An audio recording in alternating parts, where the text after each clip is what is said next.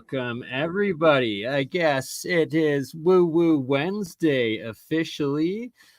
Starting it off rather early or really late if you're living my alchemical wizard weirdo life.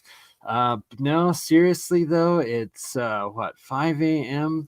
Mountain Time, and I was planning on going live at 9 p.m. last night, and this is literally how long it takes to fully put the work in, to organize a stream, to write everything out, to plan it out, to set it up where we're actually live right now on over 12 different channels and platforms, including Instagram, Facebook, Twitter, aka X, Twitch, Rumble, of course, YouTube, multiple YouTube channels, actually multiple Facebook channels, and as well as OdySee and even LinkedIn. It's quite the process, but that's the plan, is making it worth it, getting the information out and doing it in all sorts of practical, easy to share, easy to trend manners.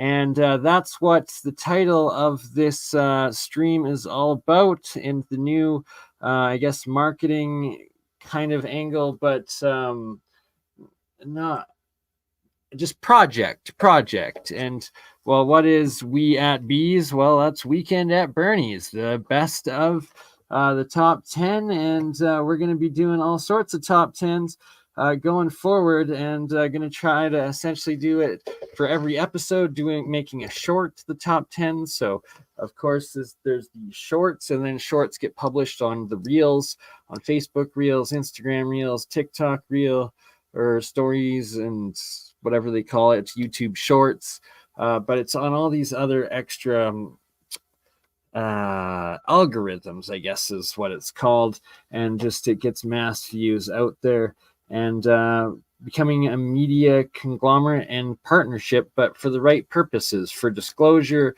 for development, for moving society, technology, and mankind, Earthkind forward. And it's what it's all about. And continuing with Jeremy Reese, Alien Scientist, Tim Ventura, Tim Interviews, and of course APEC, Sound Like a Nightmare. Oh yeah, okay, Sound Like a Nightmare, aka the work that goes into it, not my sound. Am I sounding good right now? How do I sound now that I think about it, as we are 9 minutes in already? So another thing I do often is change the backgrounds and so forth, and that is for the purpose of taking these little editing clips and going forward to the top 10s, and that I make marks during the live streams and then edit into the shorts, into the top 10s. And another part of publishing and going live, and the first episode of a live clip 20-minute segment of the top 10 I published and put forward right before this episode. It's the first step of editing a past live stream, then downloading those edits and publishing those edits, and then deleting it off of the storage of the StreamYard account to make room for the new stream. So it's actually recorded in the StreamYard library. So this is recorded, so I'm able to then edit it and do the same process all over again. But that alone is usually about 2 to 3 hours worth of work, realistically, minimum, because it's like you're going through, you have to rewatch 2 to 4 hour live stream recording, go through, chop it down into these different video lengths, and get all the sound bites, the clips, publish it, and then delete that. So that's the first step of work involved each time. And then, it's like you're clearing up a past video, but also making more content that we'll then be publishing later this week. But I did do the sneak peeks with the shorts. The video that I made out of it was with Julia Kamen. Shout out Julia, partner with me and Hans Dietrich on our Woo Woo Wednesday series. And hey, shout out, it's Wednesday, so expect a Woo Woo Wednesday later today. And at the end of today's top 10, well, there'll be the Bernie bonus. And did I state rule number 1 yet? If I haven't, rule number 1 of Bernie's top 10 lists is it's not 10, it's 12, because, well, we have our base 10, and then, well, we love the Vortex math, 3, 6, 9, and then the next is 12. 1 plus 2, your 1 and your 2 binary, equaling your 3 trifecta, adding into that. Anyways, point being that there's going to be 12, 10 main points of each list, each segment, each episode, each clip. But then at the very end, you will have the Bernie bonus, where I will randomly come in with one new fact and then just some completely out of left dimension field theory, possibly, if you get the pun. 12th fact or 12th clip, whatever.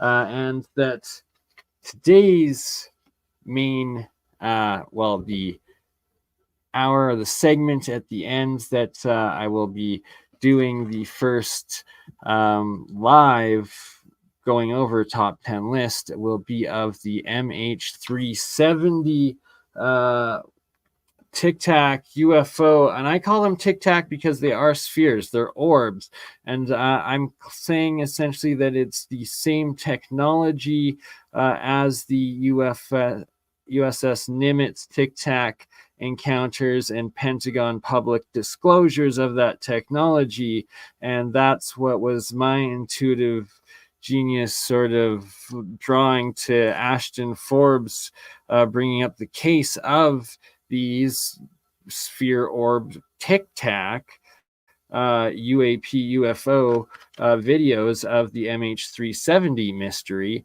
and what gave it credence to give it more investigation. And once you look actually into what Ashton and the whole case now has uncovered, it is truly astounding. So today's segment that we will be recording for the next live clip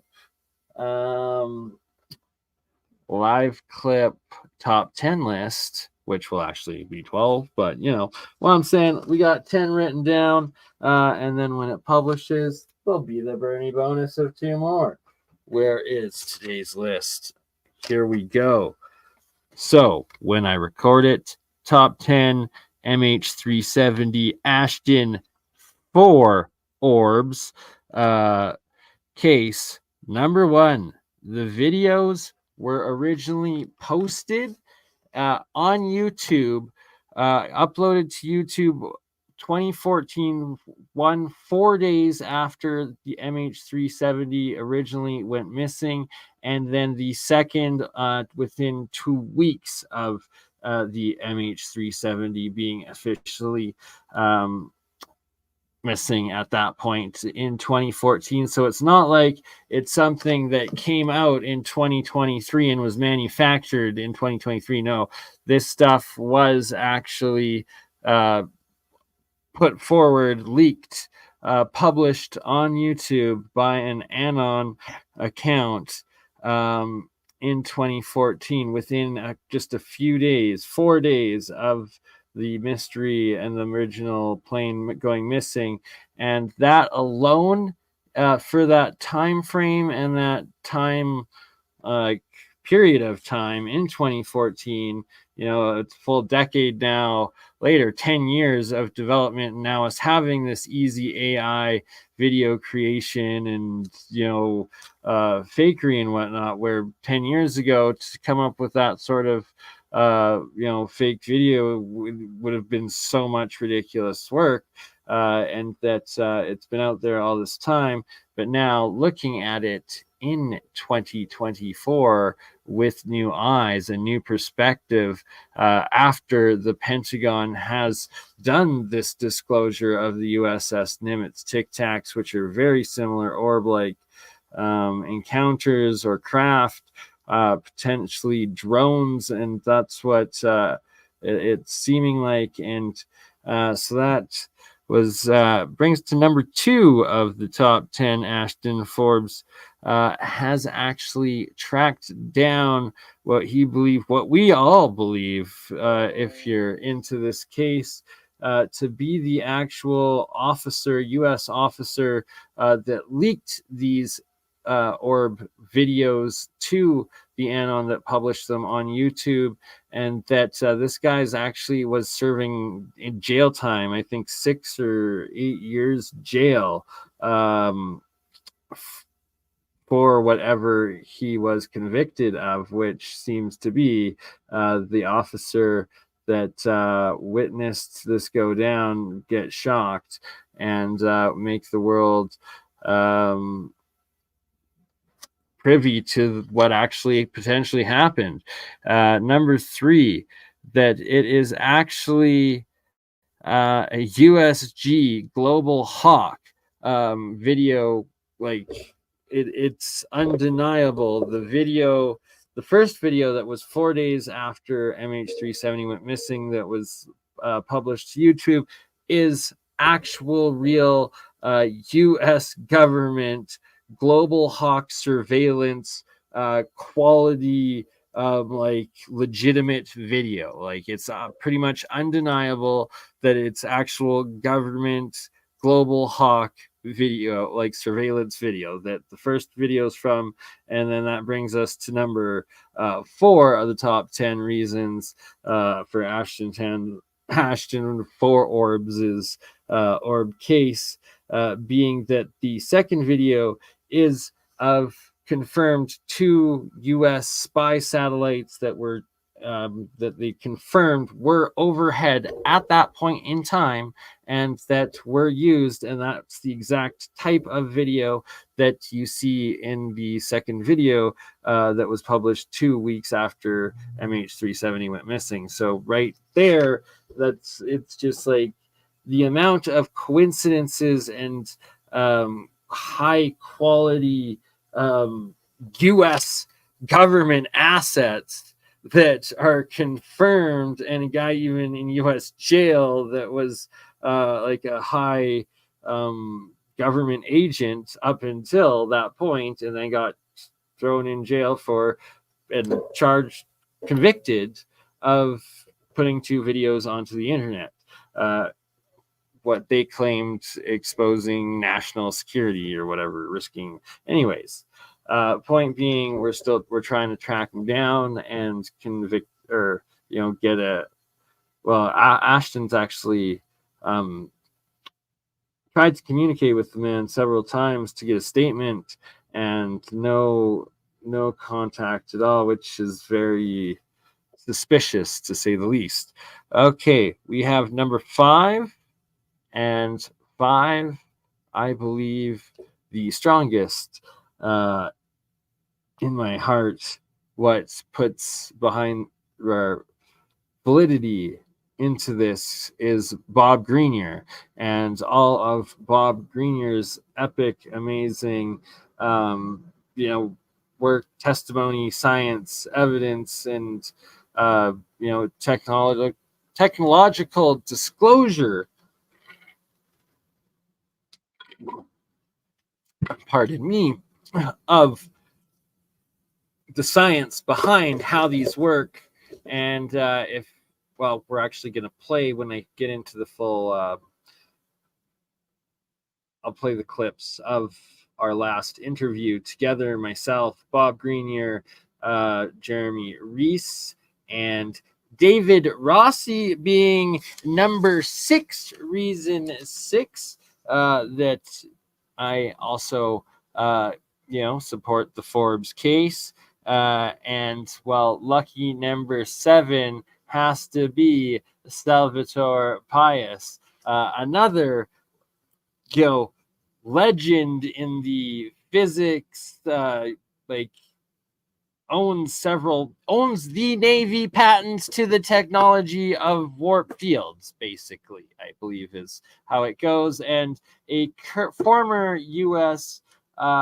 Navy, I believe, engineer officer, as well as a current Space Force officer, Salvatore Pius, backing the Ashton Forbes MH370 case.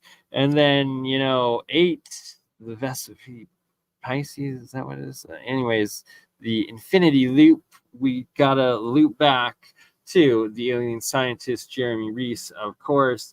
And I was talking with Jeremy last night, earlier, today when I was depending if it's Woo Woo Wednesday or still last night, Tuesday, when I was with Jeremy for a bit on his Open Lines catastrophic disclosure live stream, and we were discussing the Ashton Forbes case, and Jeremy specifically bringing up the differences between why he publicly supports Ashton Forbes and the videos and the actual strings that can be pulled on that will actually yield government results, physical, actual evidence, inquiries, real stuff that can happen from this, and investigations of actual evidence that the government holds and can bring forward and actually be used against in this disclosure, in this case.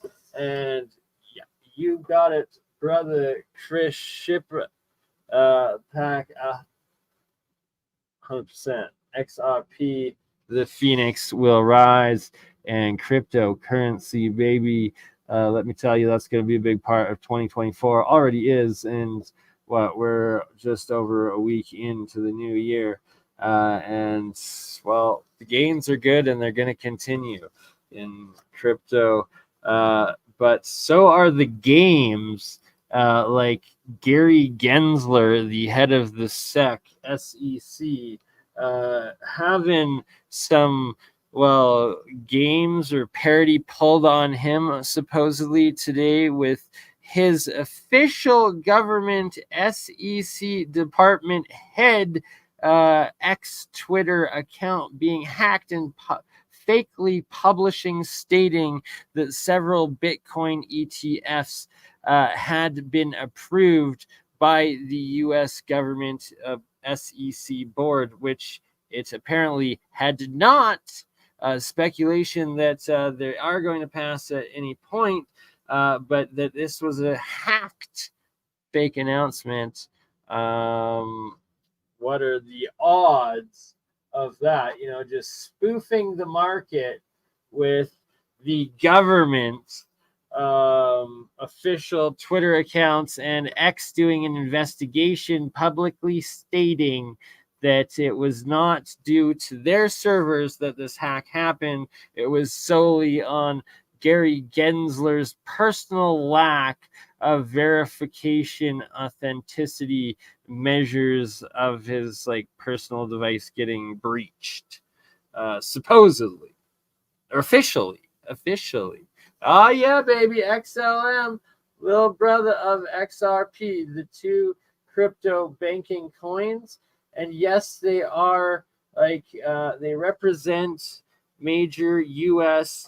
And international banking in projects, but they're the new age, as well as new money, as well as utilizing the old system to bring in the new. And dollar average, and I personally hold, I believe, about a 5 to 10% overall crypto holdings in those two together, and then also probably Hedera and Cardano making up another 10%. Solana, I believe, makes up another 10 to 20%.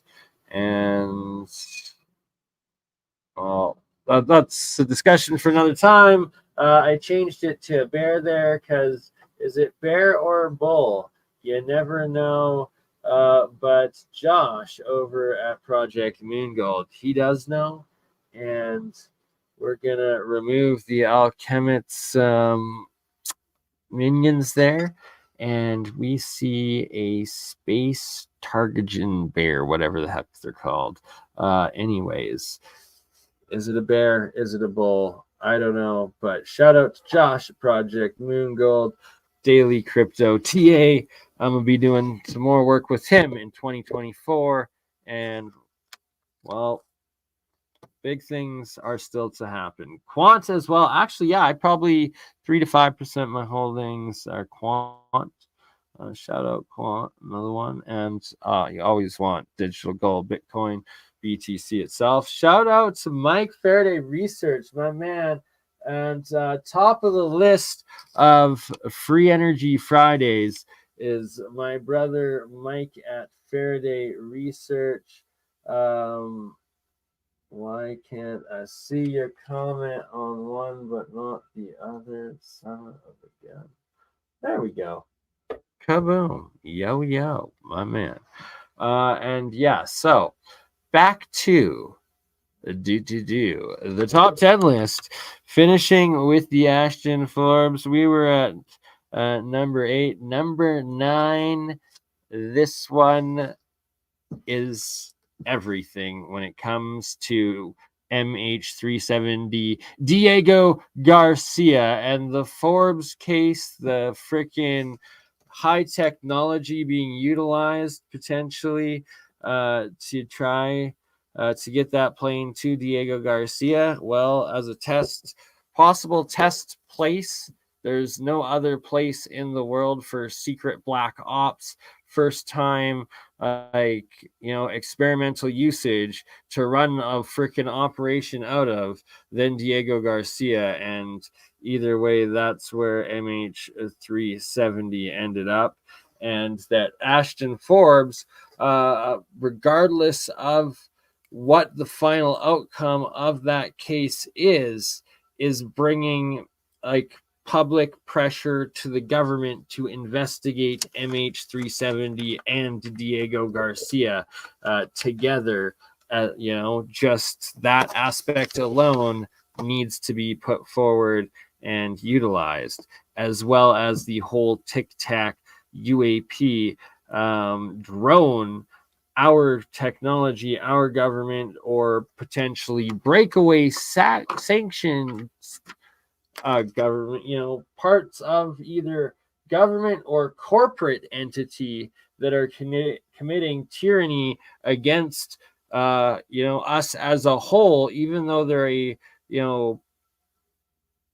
part entity of the overall ruling structure. They're actually abusing everything, including the government, and giving the government a bad name, potentially, what seems to be the case. And, well, top 10, reason number 10, why I give the Ashton Forbes Orbs MH370 my legitimate belief is that when Ashton brought up the point of Don Lemon, that CNN freaking spook, everything he has, he had fear in his reaction when they're in this clip. And I remembered seeing it at the time, back in 2014. And it was that on this Before It's News website, beforeitsnews.com. It's been up forever. But yeah, they were covering it, and then on the story it was a link to both a Don Lemon clip of being it went into a black hole, this live clip of him on international TV saying that it was taken by aliens into a black hole. And that also below it were the two original videos, the same videos that Ashton Forbes has now brought back attention to and used as the central original evidence of this MH370 Tic Tac UAP Orbs case. That I myself watched it back in 2014 a few times, and back then brushed it off like, yeah, right. They hijacked it and it went to MH3, or it went to Diego Garcia, and that's a whole other piece that needs to be investigated and well discussed in an episode on its own top 10. Actually, Diego Garcia and the Jim Stone investigative journalist. Top 10 Diego Garcia MH370 list. That needs to be done and will be done, because my, I don't even know if it's still on the internet, but we will bring it up in the Wayback Machine. Don't you worry. And shout out Jim Dillinger in the chat, my man, as well. Love you, brother. Great work as always. Did I hit the wrong button? Am I still here? Ooh, okay. I'm still here. I didn't exit out. We are 32 minutes exactly in. On CNN, Don Lemon on CNN Live. I know. And I love, here's reason number 11. Out of left field, Bernie bonus. Why I support Ashton Forbes, and it is he came up with the term CNN brain, and it's the CNN brain drain damage that I give Forbes credit for, and that quote alone, just that's your left field statement of. With that sort of thinking, I love it. Like the guy's on point. He's got reason within him. Shout out to the Forbes, Ashton Forbes. What a play of words. It was meant to be. Is that Bernie's reason 12? I think so. Let's move forward. We're wrapping that segment up. All right. Put a 1 2 12, aka don't put a 1 or a 2, put a 1 and a 2 together in the live chat. Put a 12 if you liked the first live episode, full Forbes top 10 list of the top 10s. Next segment up we are now going to do is 2023's top 10 list. Ding, ding, ding, ding. I need Certus with me to do the sound bites. Like, he's got the board. Anyway, be a real podcast with actual sound effects. Oh, sound effects. But before we fully move on, let's end that Forbes Orbs list segment with a little clip that I wanted to play of Ashton earlier today, that him talking about some certain information that, if confirmed, is just, well, it's the top of the brass of the MH370 Forbes technology, or Orbs technology teleportation just operation, and the guy that would be and is apparently still in charge of it now in the private sector. So let's see if I can get this going. Yes, I think I can.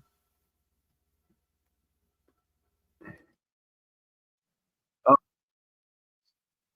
I absolutely love it.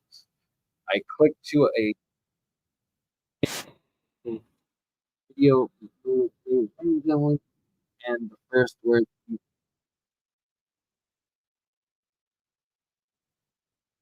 how much.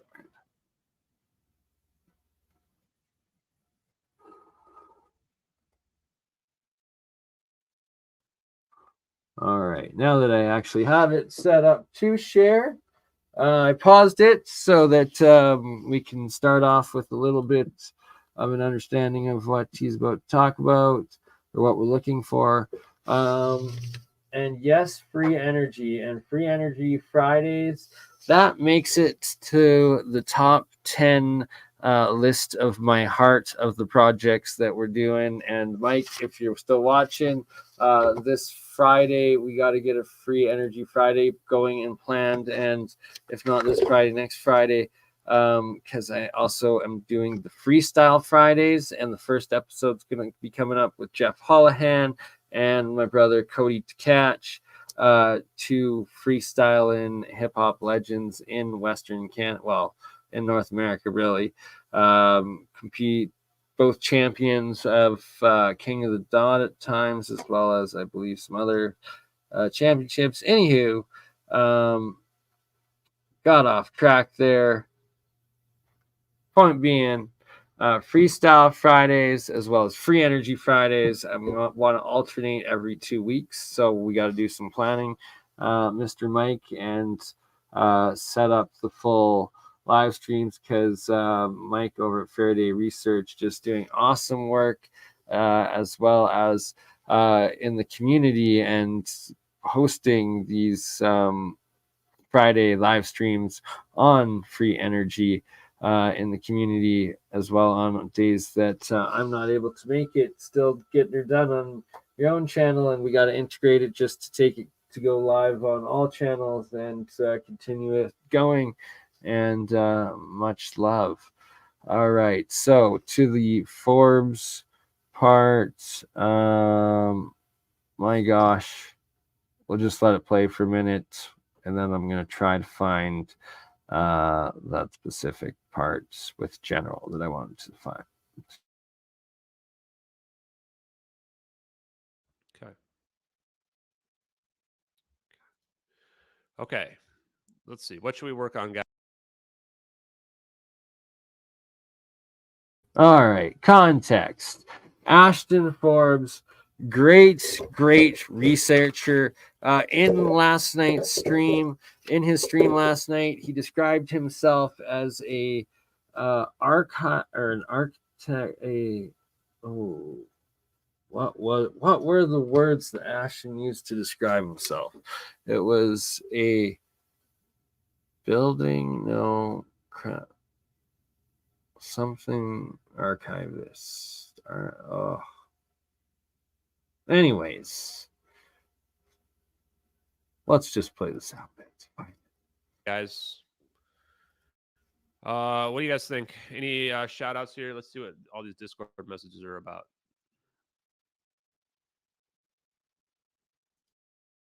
This one. Oh, yeah. This is interesting. So, Jeremy was just talking about this. I wonder if Jeremy is out there, you should probably look at this. This apparently is what it's all about, resonance, right? Resonance, which is, and that's what we're looking at here, is we're looking at like magnetic field lines. You create your toroid here, right? Here's your positive and your negative. Now that I'm looking at this, this is a toroid. This is an electromagnet we're looking at here. You coil the wires around it, right? And then this is what your magnetic field lines are going to show up as and look like. And then you have this focus point right in the middle. And it's all resonant, right? Where all of these things, the shape, all six of these converge, and you're going to have things that are going to be counteracting one another, fields that are counteracting one another. It's pretty weird. This actually is, huh? Now that I'm learning more and more about this, it's interesting. What was this?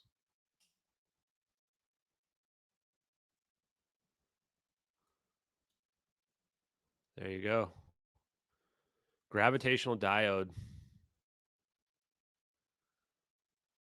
Huh.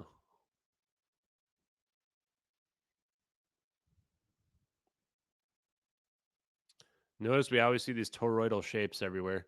I would never have believed in all this stuff with shapes and what have you, but it does seem to be key.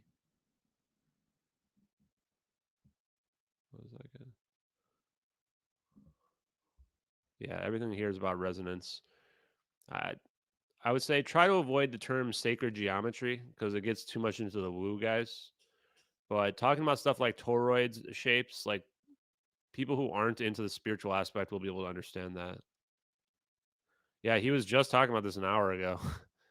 Like, yeah. And here's your entanglement right here, right? And so, all we got to do is scale it up. I wonder if we should make a post about this. We probably should. I'm already getting tired. Okay, let's close. Let's leave this. What the aliens look. And the system is corrupt.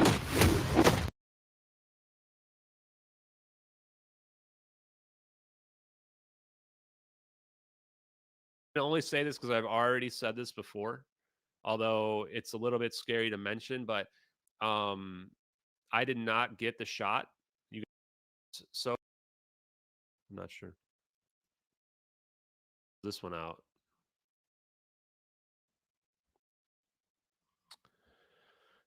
Yeah, so EBO scientists, if you're curious, tomorrow we'll go over that.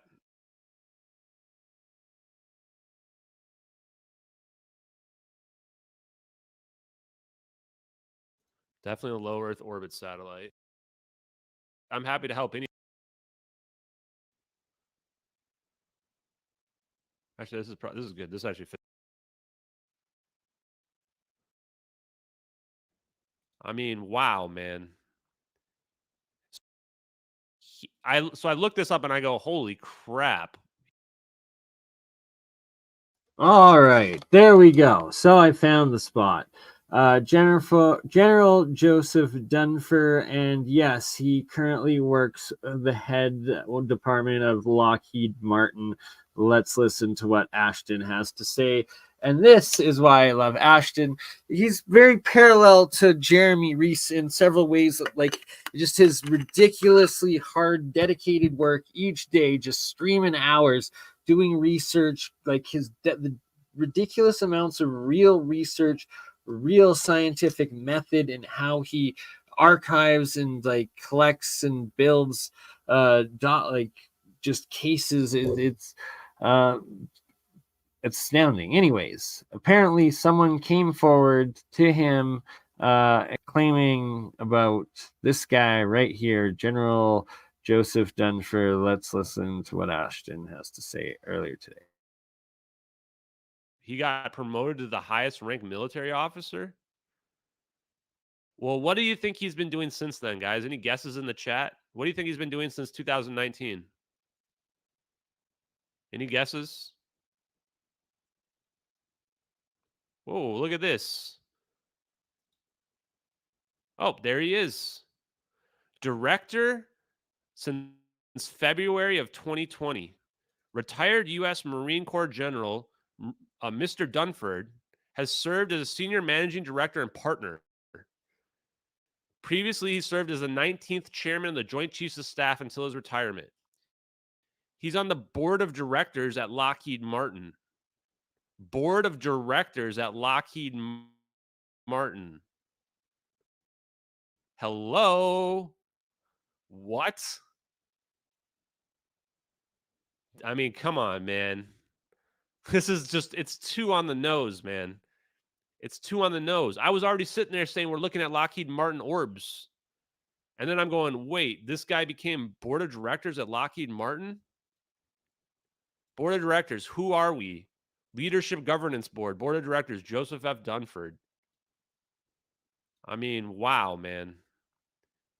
So I post this and the post takes off. Like, keep in mind, this is back when I had like 5,000 followers, and it gets like over 100,000 views on Twitter in under a day. And I posted it because I was freaked out because I had called the FBI and the FBI was acting sketchy. And I'm like, okay, I'm just going to post this. I had been sitting on it because the source had come to me and he says, keep this in your back pocket. Like, don't post this right away. And so after that, I posted it because I'm like, screw it. I'm not hiding any more information. This is too nuts. And the next day, the source messages me and begs me to take it down. Begs me. I post all the conversations with the source because I like to be transparent. Like, if I'm being lied to, I want to have it all out there, right? The same way why when I was being scammed, I streamed it all so that people could realize, like, be transparent about this is the best thing you can do. So I posted all the conversations I had with the source as well. And in my replies, you got people like, oh, you burned your source. You burned your source. I'm like, dude, I don't care, man. This is too big. It's like way too big. So the source was begging me for like a day and a half, take it down, take it down, take it down, take it down. And I'm like, why would I take it down? Like, I'm sorry if this hurts your relationship with the nephew of the general, but like, it's just too big, right? Like, what? That's not going to get somebody killed. It's just your relationship with the nephew. And then I started to realize like there might be more going on here. Like this person might actually be in danger for revealing this information. Maybe they are the nephew, right? Maybe they're also in the military actively, right? And I have these messages still I could show, but I'm not going to at the moment. So I did end up deleting it. I deleted it. This is the only post I ever deleted related to the investigation. Only one. The Joseph F. Dunford piece. And just to prove it to you guys, I think I still have the original that I made. Let me look. Oh, no, I don't. Do I not have it? Oh, yeah, I do have it. Okay, guys. Just in case you don't believe me. As you can see and gather just from that bit there, like he just documents, he does nonstop work and he's recording it, making it all public. So, you know, he's got nothing to hide. He's doing an open public investigation, and that is the real reason why you should listen to the case that he has to build and make your own decision off the evidence of that, right? Just that's all I have to say on that. Of his latest updates, and the Joseph Dunford, like, wow, if that's true, that is something else. But what I did want to play a bit of, just it was what I created with them last time. David Rossi, alien scientist, Bob Grenier, and Ashton Forbes and myself 2 weeks ago, and just what Bob Grenier had to say in that episode was just astounding and amazing. And I'm gonna finish this segment off with the live clip from that. It was right around Christmas, and what a Christmas gift it was. So by the end of January, I am gonna figure out how to get the stupid YouTube subscriptions so that stops. Maybe it'll boost me in algorithms. One can only hope. Hey. A minute. It looks about the right kind of divisions as the alien reproduction vehicle, so-called. Can you hear it? It has 48 capacitor arrays. And what I didn't know until we started modeling these in 3D is that you can maybe fit up to 51, but to have the fields with their double layer not interact, 48 is the maximum. And it produces the maximum stability. The gravity waves are trapped inside, according to the concepts of the other guy that I talk. I have a video of him in this presentation talking later, called John Archibald Wheeler.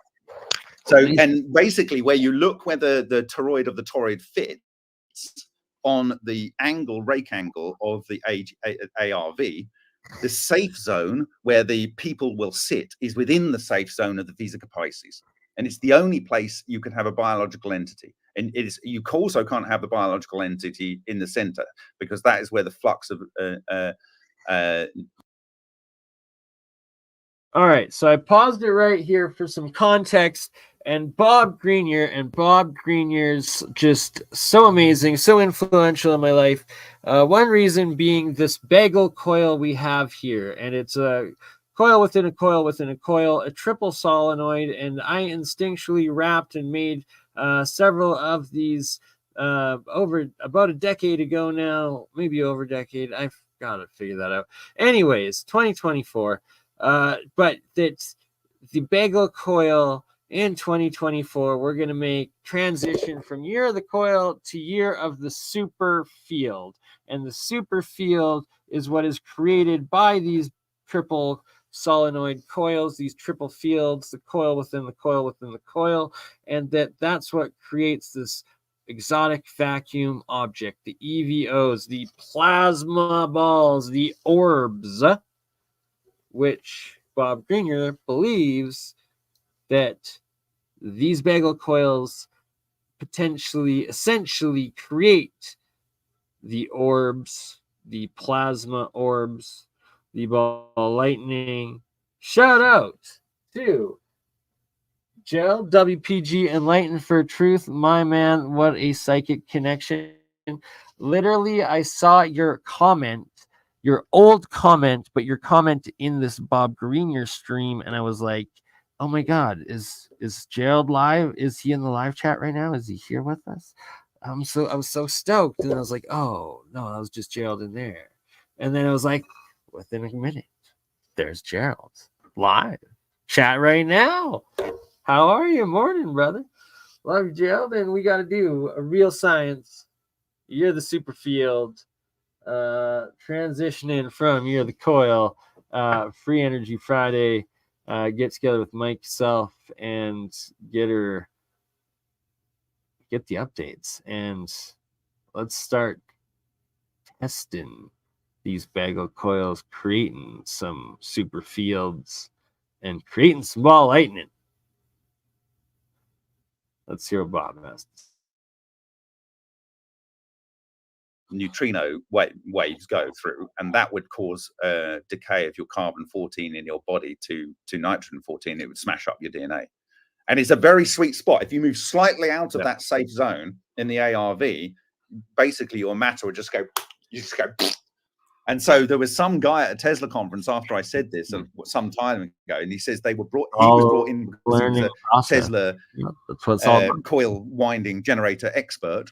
And he said they were brought in because some of the field generators that they used on the ARVs were failing, and they would end up with the passengers turned to mush because the central point that goes through is not balanced. Okay, so there you go. Biological matter turned to mush. What a sync to the very first top 10 with Julia and Solar Marshall that I published earlier tonight. Review of Danny Berkshire and the story of time jumping or portal jumping and an alien called J-Rod. But one of the things he talks about is experiments they did, and that biological matter, including humans, turned to mush, and the potential that this experiment with MH370, well, maybe all of the passengers turned to mush. I don't know. It's a story for a little later. And the way you operate it is very, very simple, and it matches exactly the control method that's described. On each of the 48 capacitor banks, I think you've got 8 individual capacitor plates. And by changing the phase angle on those, you shift the toroidal moment, so you vector in different directions. It's incredibly simple. It completely lines up with what the ancients called the flying disc of the sky gods. So it's like a steering wheel. Then is that what you're saying? Is that we can figure out how to? You've got a phase relationship, and that changes your phase singularity and the flux of the gravity wave through the core of the center, as described by John Archibald Wheeler in the phrase that the section I have in this presentation of him talking. Can you leave that back? Go back one, Jeremy, to that. So where's the safe zone? It's not in the middle, you said. No, the safe zone is like where you've got the arrow on the basic paper from Javerbliss. In his 1995 paper, it's kind of a roundabout where the 2 loops meet on the top and the arrow comes out. That's basically the safe zone. And the ARV has its rake angle such that it's able to influence the phase relationship on the substructures of the 48 substructures. It's really rather trivial.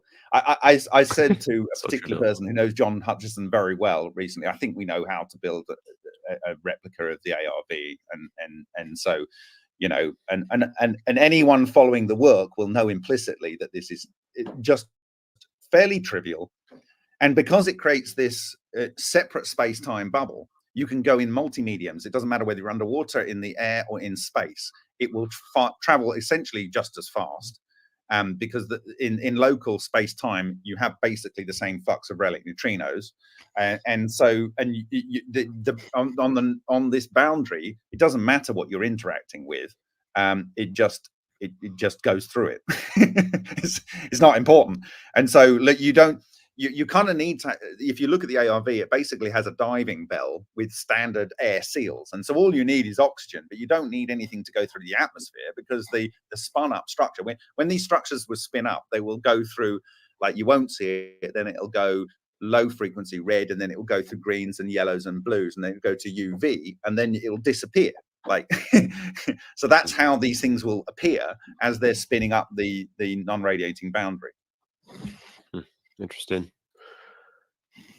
Yeah, so I mean, it seems like it's really just all about where geometry, those chairs are, according to the sacred geometry. It's not approximate. It's exactly there. And that is the only option in this structure.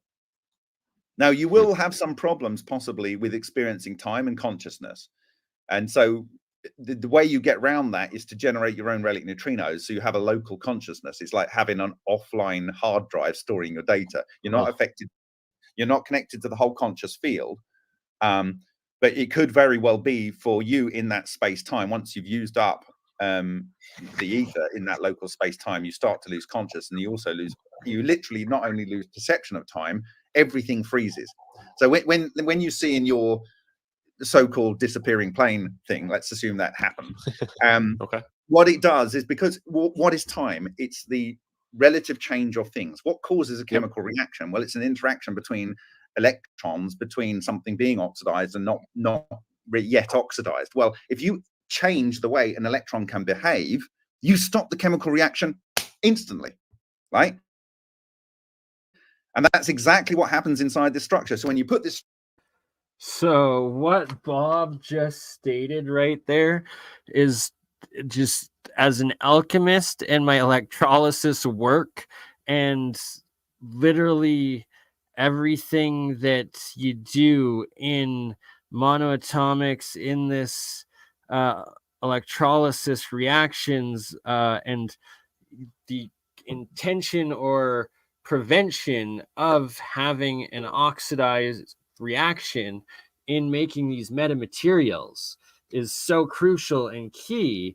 And that I'm literally experimenting and figuring out all of these different insane ways to and to not do it all, and just in parallel with the relevance and importance of it in this technology and Bob's work and all of it. And it's just coming together, and looking forward to 2024 and so much more. Structure, as it's changing that epsilon zero, the ability of the electrons to do a chemical reaction stop. And that goes for a signal going in your brain, producing toroidal moments in your brain, and a signal that's causing your heart to move. But you don't die. Time just freezes. I think Einstein would argue, though, we just have a different frame of reference at that point, right? Unless those systems the time is progressing very, very slowly, and to you perceptively, it's not moving at all. So basically, it doesn't actually matter with this technology whether it takes you 10 trillion years to get to the other side of the universe, or you get there in 5 milliseconds. Because for you have one blink of an eye, and it's effectively you've teleported. The rest of the, Sol might have gone into a supernova by then, or a red giant. Doesn't matter. For you've literally done a blink of an eye. So it doesn't matter whether you're going fast or slow. The time will stop for you. Yeah. The scary part, though, is there'd still be a time dilation effect on the outside, though, right? So you can show up in the future. Normal time travels relative to the local time, based on the gravitational flux of the relic neutrino condensate through the matter. So you basically, like, let's say if you were using this technology on Earth, you could go into this device and sit in there for 20 years and come out, and you wouldn't be any older. Yeah. But everybody you knew would be 20 years older. That's the downside. Everyone you knew would have aged. They would have progressed through with time at 20 years. So this is weird, because it reminds me of the whole Nazi bell and it was called originally Project Kronos, I believe, which is time. Oh, well, I didn't know that, but of course that's why Project you Kronos, could park people in there. They could live forever. Effectively, they'd have the same normal lime. So Hitler could be inside of a bell. He's still alive somewhere. Yeah. Guys, we gotta go find Hitler or something. I don't know. Is that verified or not? I don't know. Jeez, it's not like we had DNA testing back then, or maybe we did. But it's crazy. You mentioned the perovskites. It says that one of the perovskites was barium titanate, which we know is was written on the board in the 1950s by the Bunsen Labs experiments with Thomas Townsend Brown. I didn't know that, but I rest my case. So they were into this stuff back then. A number of people visited that lab and that archival footage, including Bryce and Cecil Dewitt, who were they were the team that ran the secret Chapel Hill anti-gravity conference for the government, where Richard Feynman attended under the pseudonym Mr. Smith. Sorry, hold it, stop there. Magnetohydrodynamics, vortex, anti-vortex under the center with a flux going through the center. That's exactly the structure I've derived from physical experiment. Literally on that image that you see there, I've not seen before. What is that image? That is... We need to Google that. What is that from? I think that's actually from Brown. It's actually Thomas Townsend Brown's... Oh, I rest my Thomas case. Townsend Brown. I don't need to see anymore. So... Bob's ready to go deliberate. The jury's ready. Yeah, I think we're long past that. It's real. We've decided. Dean Rickles did a great history, and he also did an awesome interview with Lewis Witten, who worked on. He was part of another gravity group that was trying to research researching all this amazing stuff. It goes into the whole history. He's of course the father of Ed Witten, who's one of the founders of string theory and a giant and considered a god feared by many, like including Eric Weinstein. Said he's one of the few people in physics that I fear, and that's Ed Witten. So yeah, Lewis Witten. Check out this guy is the guy that did what you just showed on the other presentation or whatever it was you just had up.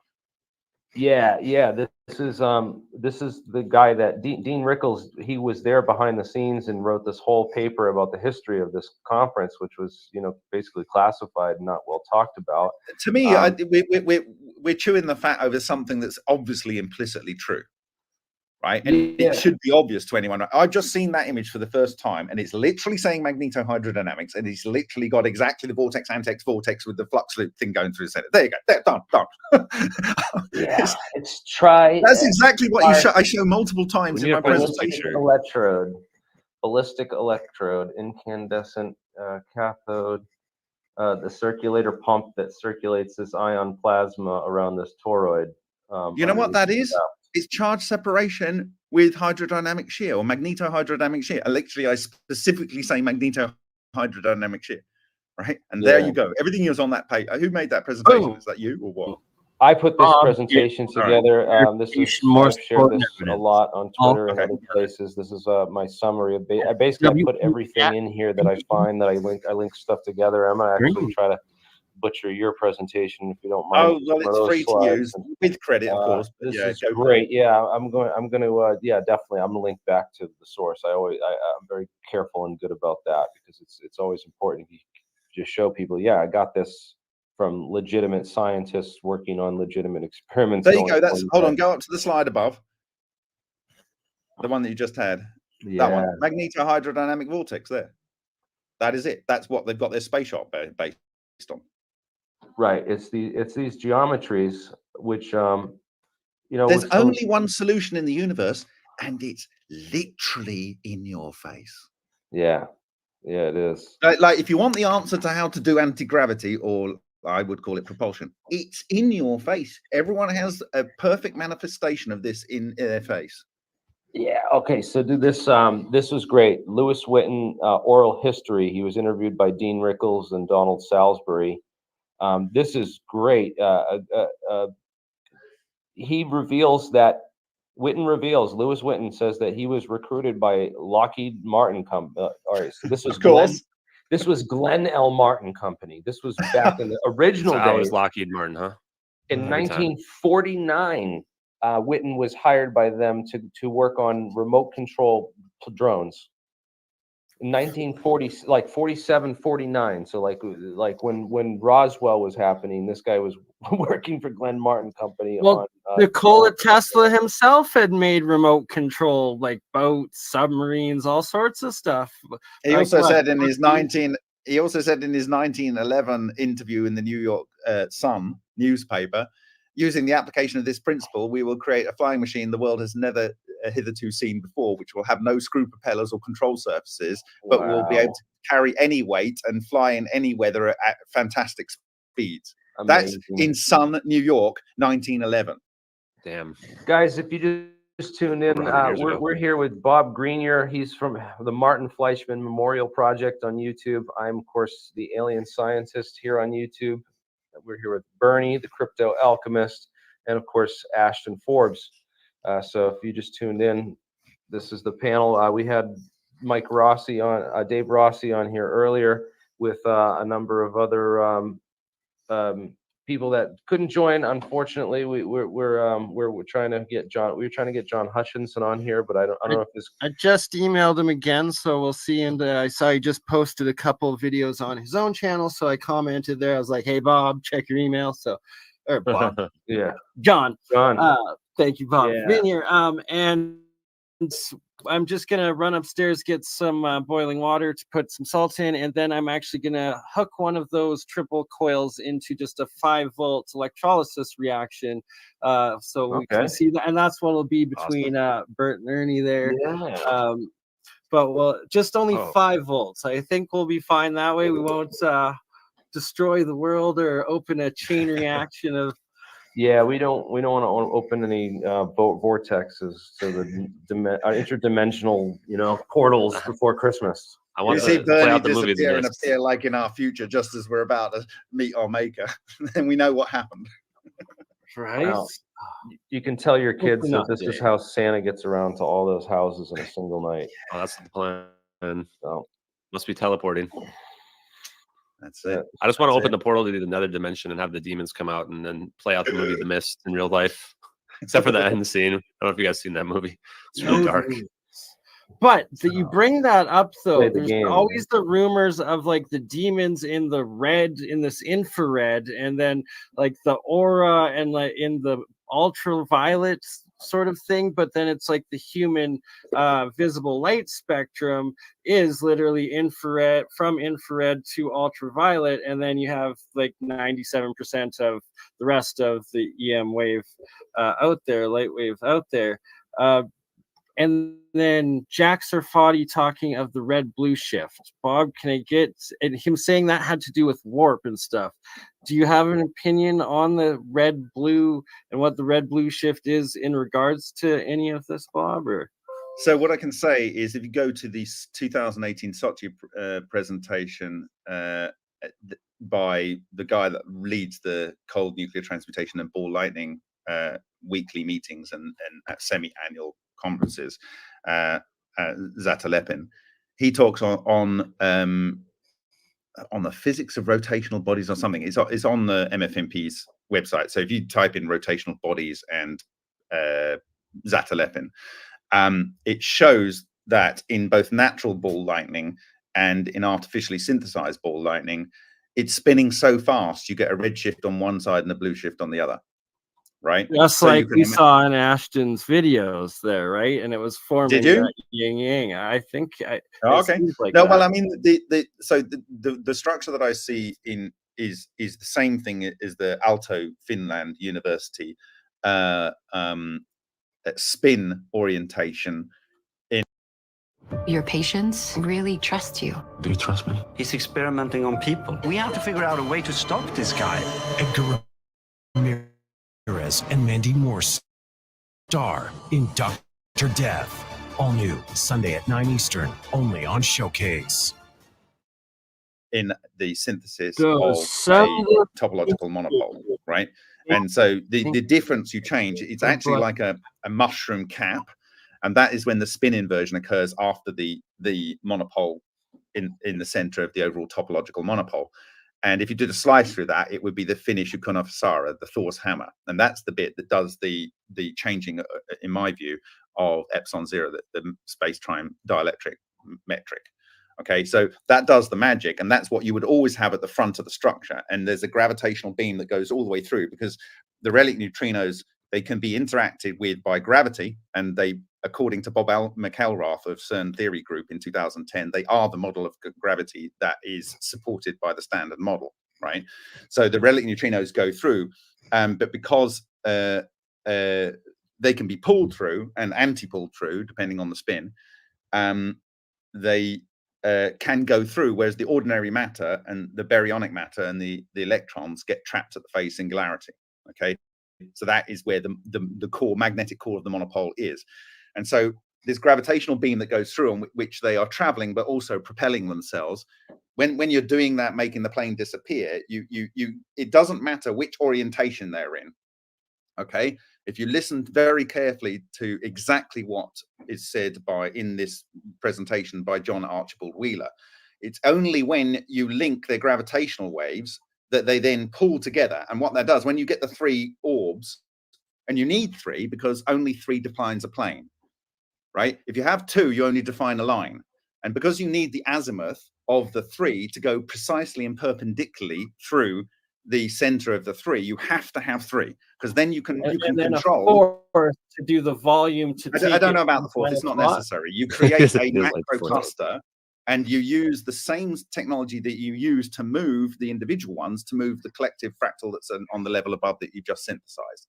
So what you would do is you would have phase conjugation beams, which is just 180 degrees out of phase electromagnetic waves, as per Tom Bearden, which I actually have that also in the presentation, Tom Bearden talking about that. So it's 180 degrees out of phase. You can look at his Oblivion book or his Third Lance book. He describes it very clearly.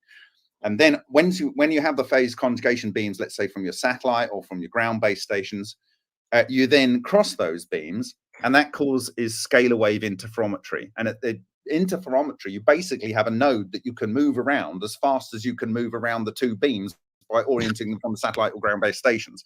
And because they are scalar waves, they can interact with the orbs, because only scalar and vector potentials can penetrate the outside, right, and interact with it. They can energize it and cause it to be on a node between the interferometry crossing point. Okay, and it's all clearly described in Tom Bearden's book.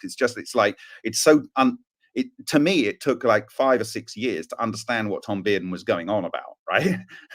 And he'd been writing this since the 1980s, right? But I only got the book, I think, when did I first get a Tom Bearden book? It was in mid-2017. Someone said, this sort of stuff looks a bit like what Tom Bearden's talking about. I go, who's Tom Bearden? So, yeah, so that's what you need. And then if you listen to what John Archibald Wheeler says, is you need to get those to, when you've got the azimuth going through the center of the body of the plane, and it's directly perpendicular to the plane that's described by the three tors, you then need to arrange the tors so the gravitational waves link up, and that will create a new gravitational vector through the center of the plane. That will pull the tors in, which will increase the gravitational vector, which will pull the tors in further, and it's literally like that. When you link those up, it's an inevitable level, and it will go to the next fractal level. And at the same point, it will switch off the chemical reactions. It'll switch off everything, because you're changing the way the electrons behave, and electrons are everything that causes oxidation, right? I feel like so just real quick on that. So the direction of travel, I mean, how are we? It feels like, are they being pulled backwards in this? Like, it almost looks like when you look at it, it's being pulled backwards. So you're creating that plane, right? You would need to track the relative positions per frame of the video that's taking this. Now, I don't know. So, for instance, so I think some people criticized it because they said, oh, it looks like the outside of the plane has been cut and pasted in a few frames. But that's because they're not looking at P and B frames, which is ways of encoding video information from your iframes, right? Your keyframes. If this was pure iframe, you wouldn't see that. But when a P and B frame is, they look at either the previous frame and look at things that change and only change the things that change, right?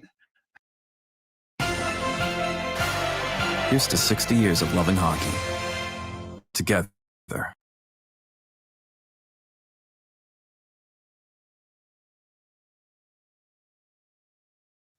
Playing hockey, because that's what Canadians do, eh? Because I'm just a Canadian, eh? And that's what they market to us, apparently, as national hockey something or other, eh? All right, so that's going to wrap up and conclude the section of the MH370 top 10 there. So we're going to continue on. We're going to change the subject to something a little bit more, more happy. So let's continue on. And shout out to Gerald, WPG Enlightened for Truth 2 in the chat. And sorry, everyone, the biggest chat room is on YouTube right now is on the Crypto Alchemist channel. And then I have it simulcasting to BurnEye, Mine's Third Eye, ScienceGuy YouTube channel on 2 separate live streams right now. Shout out to Chris in the stream labeled what's going on with Lloyd Austin? Did he get harmed in a secret covert ops trip to Kiev during the New Year holidays? Was there a negotiation that ended in a Russian Kinzhal strike with the injuring of Lloyd Austin? As some of the Russian media, alternative media, is claiming and speculating. And if that is the case, wow, are we ever close to World War III? That would be why it's not being publicized. That would be why they're instantly demanding his resignation. And that right there is, well, it will be proven in the coming days and especially weeks. Why has he not made a public appearance? It's been over 7 days, 10, going on 10 days. No public pictures, not even a picture, yet alone video footage, especially like live press conference you'd expect. The head of the Pentagon, Chief of Defense, like of America, like, are you effing kidding me? And now they're saying he's fired due to not disclosing cancer. But even with cancer, it's like still you think it's like we will see, I guess, right? Like if it was cancer, the most you'd expect is a week or two before like at least like photos would start being leaked of him with cancer. But if it was a missile strike, that they're not going to have pictures because there's going to be a lot more reconstructive surgery, skin grafts, potentially casts. Who knows, right? What sort of injuries, the surgery that would be taking place in a recovery of that magnitude and horrificness. Prayers are with him that that's not the case. And if it's cancer, man, hope the guy speedy recovery. And even then, that's just such negligence on an acting like Pentagon chief. Like you're literally dying of cancer and you haven't disclosed this to anybody. Very, very suspect, to say the least. Clown world we live in as we start 2024. It's backwards land, I guess. Shall we continue? All right, so back to some top 10 listing. Real science, man. That's number one. That's what we do. We are Alchemy, Adept Alchemy 101. That's that's number one as well. But no, that's number two, I guess, in this list. And number three is alternative history. As an alchemist, ancient history is not what we are told. So we love on the Crypto Alchemist to go into the crypto, the esoteric, the occult. And that's the going to be the next list that we're covering right now. But before then, what was I going to play leading into this? Come on now. Silly channel. All right. Bernie's getting together. Pyramids, megaliths, geoglyphs, giant faces that you can only see from above, from space potentially. The Alberta Medicine Hat Badlands sites that I've seen, investigated, close to me, gone to on the ground. There is one heck of a list, many lists, but alternative history, that's what we're covering right now and diving down into.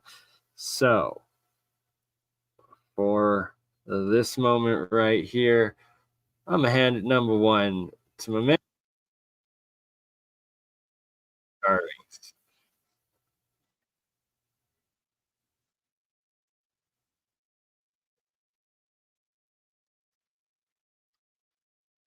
Right. And what's interesting is that as you All see right. the angels playing the game here.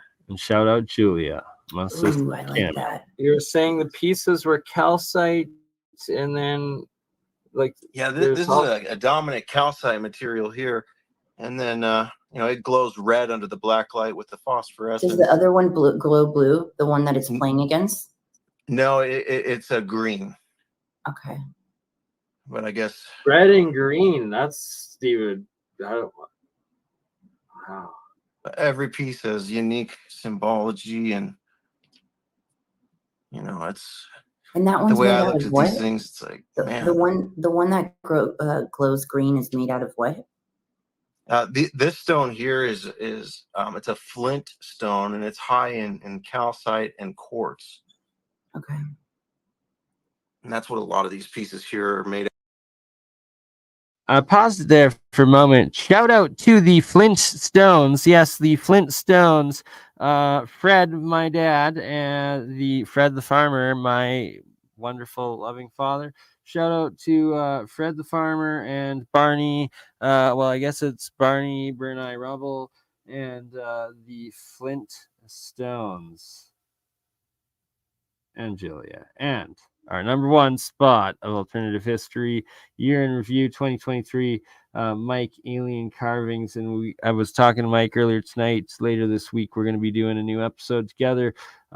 So much to do. Like, he's got some chemical analysis dating tests results getting back, as well as on the mummies and so much more. So my man Mike, the glow in dark Mexican ancient alien artifacts. Well, let's take a little look-see.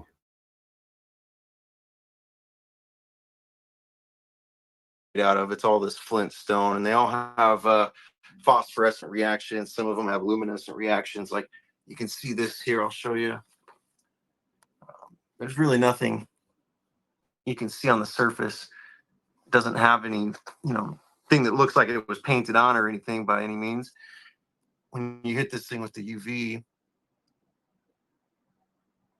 it glows blue and green.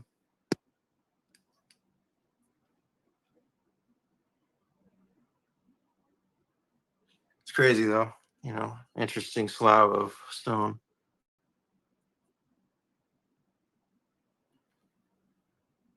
It's still glowing. Which piece is your favorite, Mike?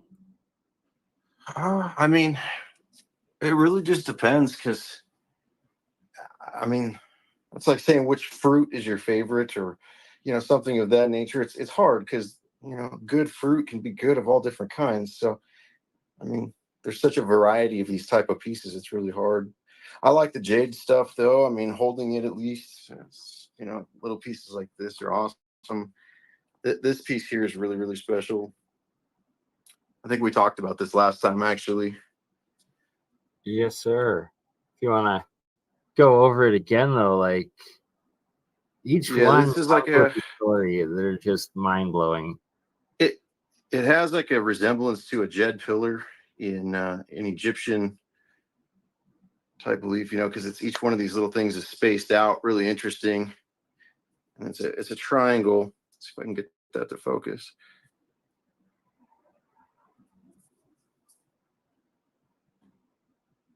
But the energy that this thing puts off is just absolutely unreal.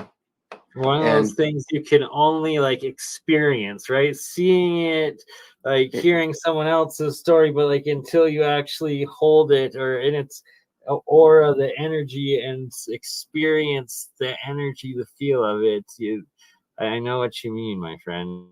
there was like 10 things all wrapped up in a box when we unopened these things, and they were all shrink wrapped. And I knew which one this was before I even opened it. Like it just had, I don't know, it's crazy. You just feel it in the room. It just vibrates at a whole different level. But this table that was found here as well, you can see over here. There we go. Oh, yeah, there he is. He's holding it in his hand there.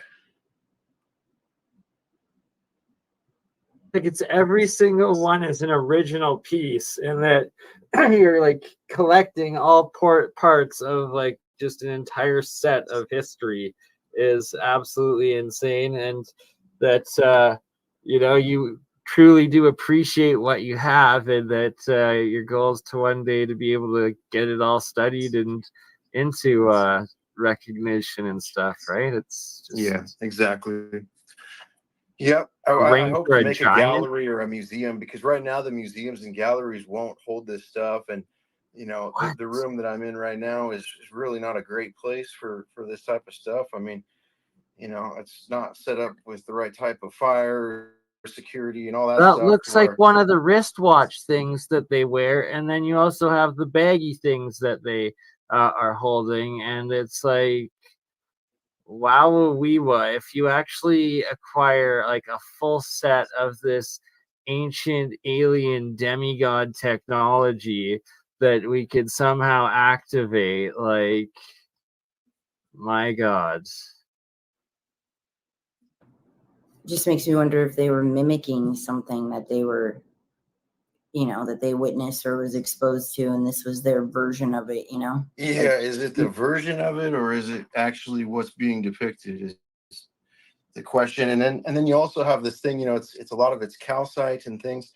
This calcite similarity is really kind of crazy, because we have calcite inside of us, and it plays a really vital role in our spiritual consciousness. So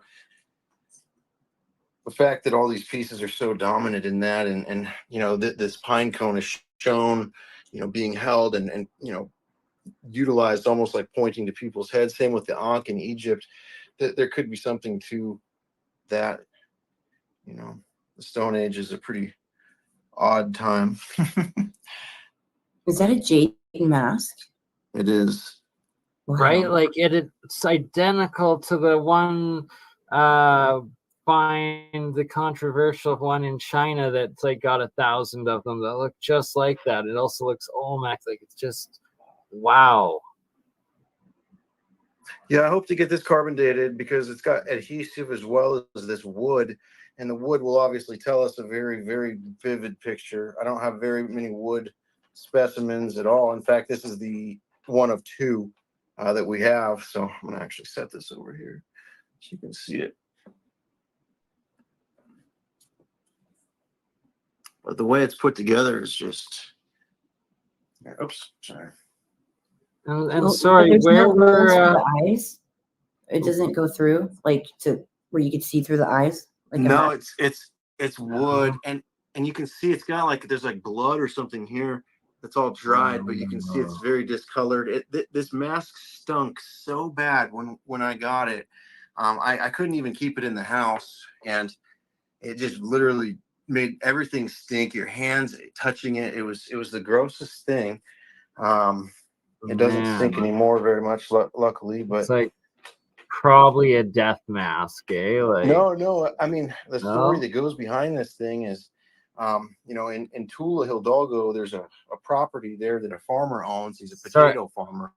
Sorry, and that's where all of these are from, or of the majority of what you're showing right now. And yeah, Tula Hidalgo, which is where the pyramid of Quetzalcoatl is where the Atlantean statues stand, and essentially the property.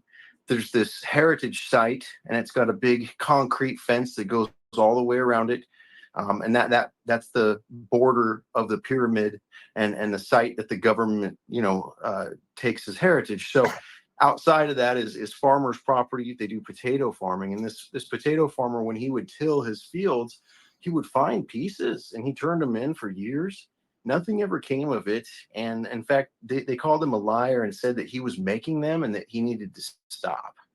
And it really pissed him off. And so he gave permission to Gen 6 to come in and do GPR and georadar, and they found all kinds of stuff. And inevitably, they found multiple tombs on this property.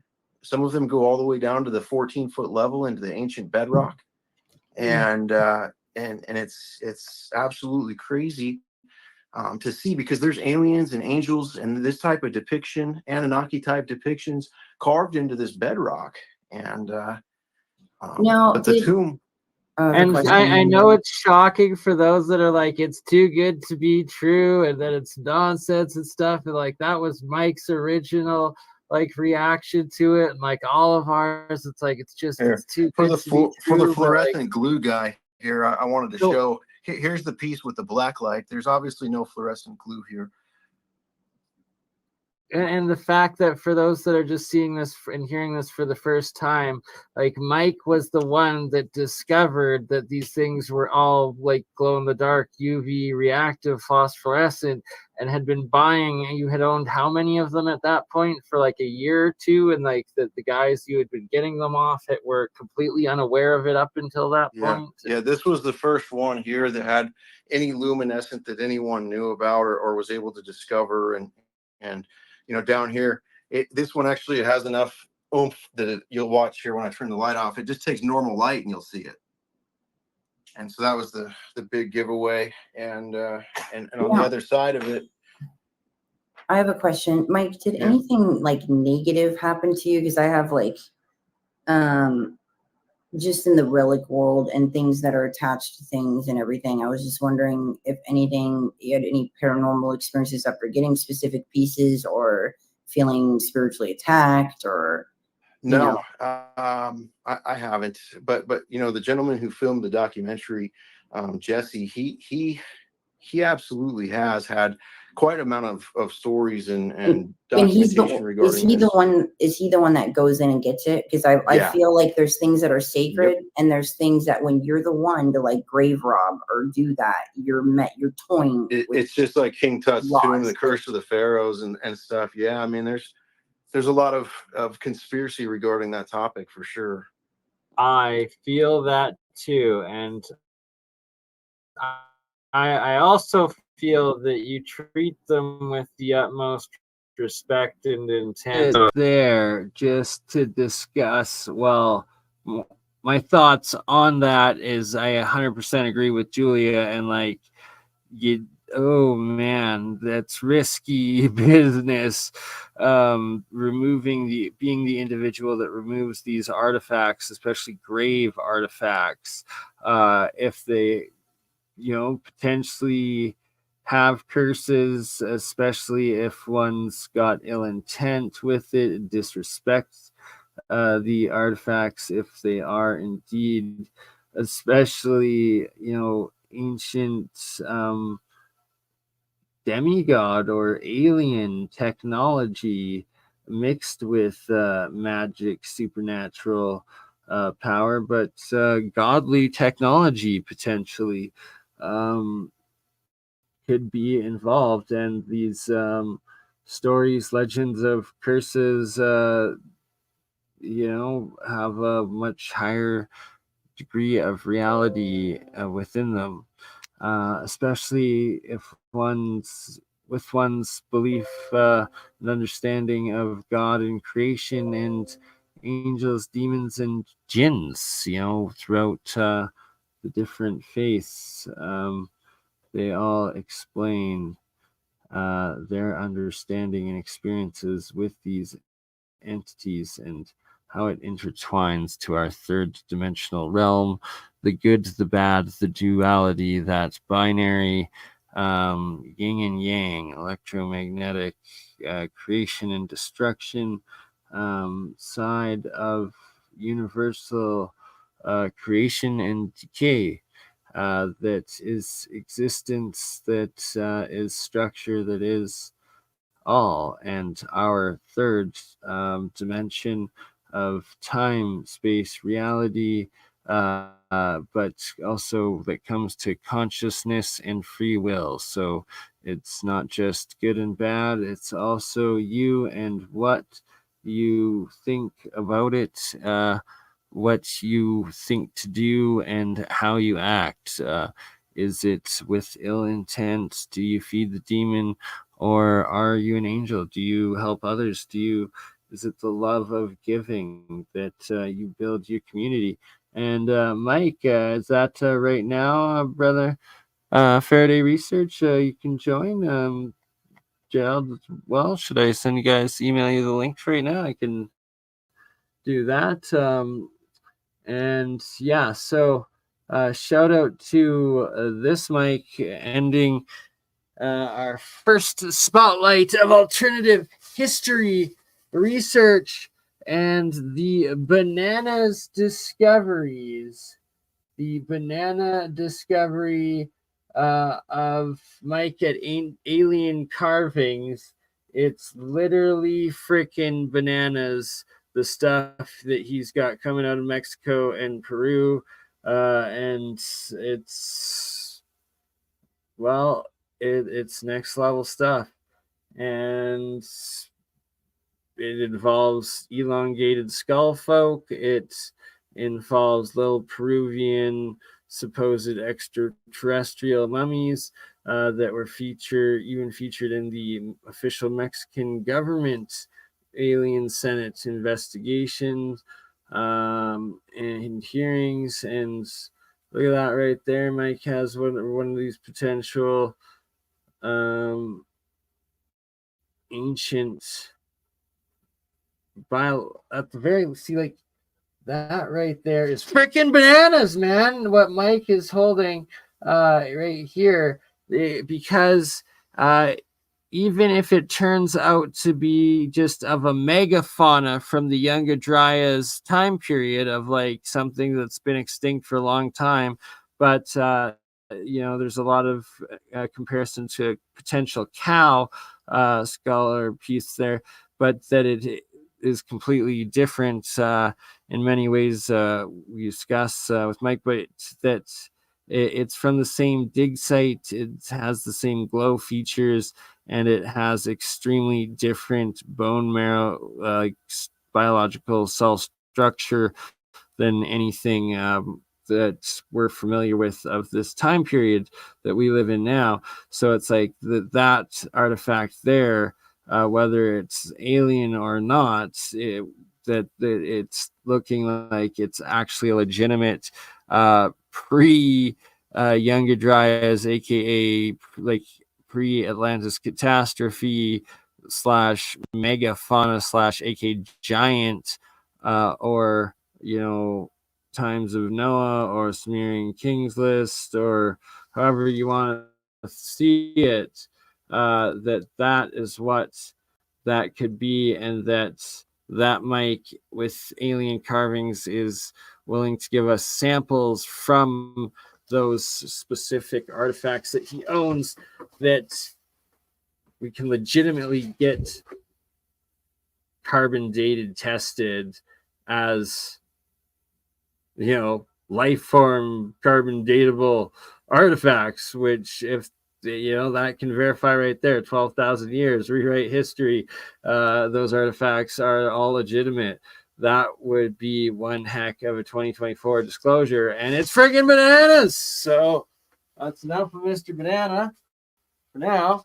Enough of that, and let's move on to the next topic, and then we will get to a new top 10 list, which is the top 10 list of We at Bees, Weekend at BurnEye's production series. Real science. That's number one. And we're going to get Mike and Gerald hopefully in here right now. I'm going to send them links as I play this clip. And we're going to get some real science going on with that Free Energy Fridays. That's number two with the series that we do. Number 3, Year of the Coil, aka Year of the Super Field that is now turned into. Boom, right there. And then Woo Woo Wednesday, that's later today because it's Wednesday. Shout out Hans Dietrich, Julia Cameron, who clip we were just playing in, and that's another top of the list, Julia Cameron and Hans Dietrich, Woo Woo Wednesday, that we do. All right, so I think that was number 6, and it's time for a break. Well, I gather my thoughts and get these gentlemen the link to join. So, what the heck are we supposed to be playing here? My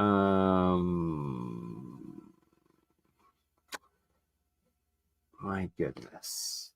How many hours do I put into getting things organized, and you can never have it all lined up properly? All right. I guess since it's loaded, we're going to play another Julia Cameron, Woo Woo Wednesday partner sister, and Solar Marshall. It was our New Year's special 2023 and 2024 live stream, live clip top 10 list edit that I just published before we did this live stream right now, as I explained earlier in this live stream on the process of having to edit a video to be able to delete it, to make space to record this current live stream happening right now, and all of that. This is the first top 10 list live clip edit of the new top 10 list live clip edit series and branding that we're doing with We at Bees, Weekend at Bernie's interviews. All right. Solar Marshall, Julie Cameron, myself, review, Danny B. Burish, and his story that seems to be, if the original legitimate, potentially Bob Lazar experience and story. Let's take a listen to the top 10. Top 10. Oh, I guess it's all that glowing in the dark. Okay, well, Dan Burish saw these crystals like glowing in the dark up in the mountains in Nevada when him and his wife Marcia McDowell, 94, banging our heads on the wall on how to accomplish this. We tried everything from micro dissection of cells. Of course, we're talking about internal versus external cytoplasm. Well, I will. But we were trying very crude techniques to arrest the cell's development, and we finally got to the point where we said we needed to know more. Well, they weren't forthcoming, but ultimately, in 1993, we were informed. In late 1993, we were informed that, in fact, we were dealing with an extraterrestrial, and that the extraterrestrial was housed inside of the same facility, about a half level down at the end of where we were standing.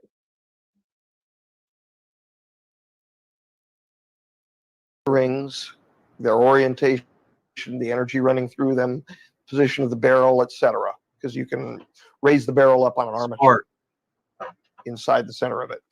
All come into play as if you have an onion with the various layers of the onion. As you move through the different energy levels, you also move through the different layers, so you get different bits of information. Now, imagine an almost infinite number of layers overlain in comparison to the positions of the rings, and an almost infinite amount of energy that you can add or subtract. Tuning it up, tuning it down. Well, it sounds instead of going up by 1 hertz or by 2 hertz, maybe by a thousandth of a hertz up and down. The technology is not being used at all right now. Okay, but the reason it's not used now is because of where we're going into the galactic, the plane of the. As of about 2017, I would expect probably that all of these little pieces of equipment will probably all get reassembled. Yeah. Turned back on. Oh, sure. 2017. That's quite a while. 2016, 2017. Oh, not until then. Probably not. The so-called cycle of catastrophe or season of catastrophe of Falconelli, the time period from, right around 1992 to right around 2012, right around that area. While we will have passed 2012, we really ought to get through the entire cycle, which is about 1980 to about 2016, to feel confident that the interpretation from the timeline from the future about their own catastrophe is not off by a few years.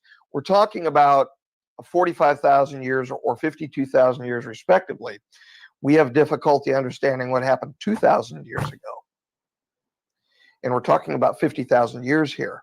So it's very wise for them to wait. The looking glasses are now decommissioned, but also the Stargate technology. Yeah, they're decommissioned, and the Stargates and the looking glasses, I'm sure they're all in their little mothballed containers and all of that.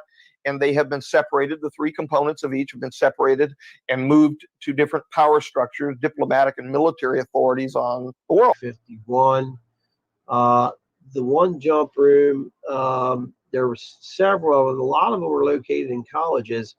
Have you ever heard of the, oh man, what is his name? It's Andrew Basiago?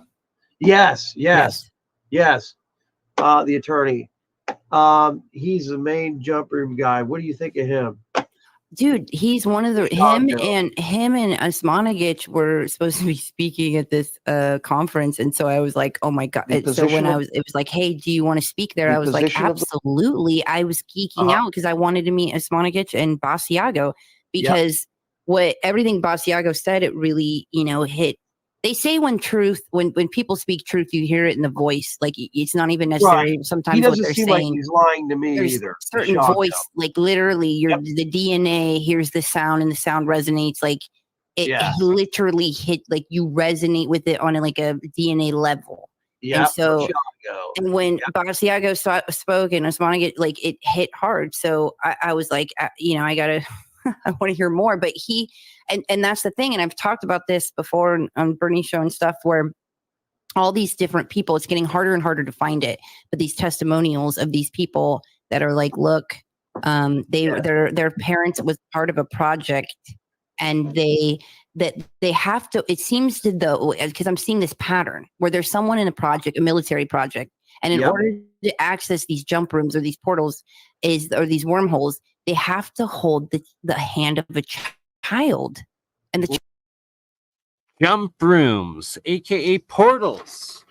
Portals and jump rooms. My goodness, that is something else, and that is not that wild of a discussion happening since Danny Burris, obviously.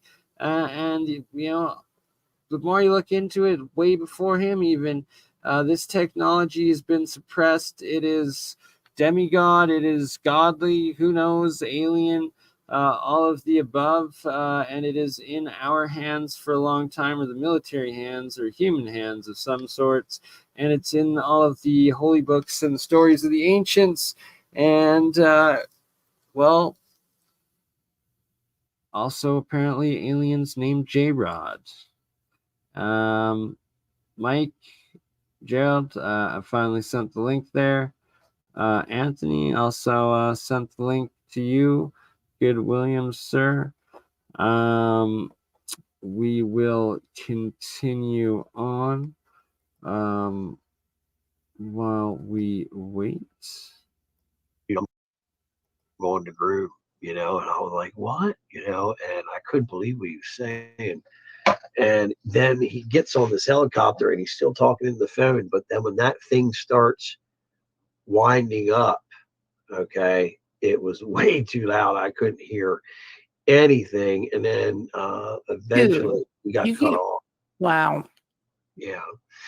Eventually we got cut off. What was your conclusion of like speaking to him? I know we'll dive way deeper into this, but your assessment of speaking to him, what he had to say, what you revive. I'm talking about picking up on like what you perceive. Was he being truthful? Is that what you're saying? Yes, and I don't even hesitate to say it because the thing is,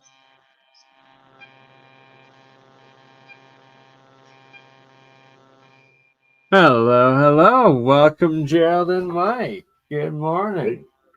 It is the crew of Free Energy Fridays and Real Science. Faraday Mike and WPG in line for truth. Morning. Starting a woo-woo Wednesday off. How are you, my friends? Trying to make the day productive.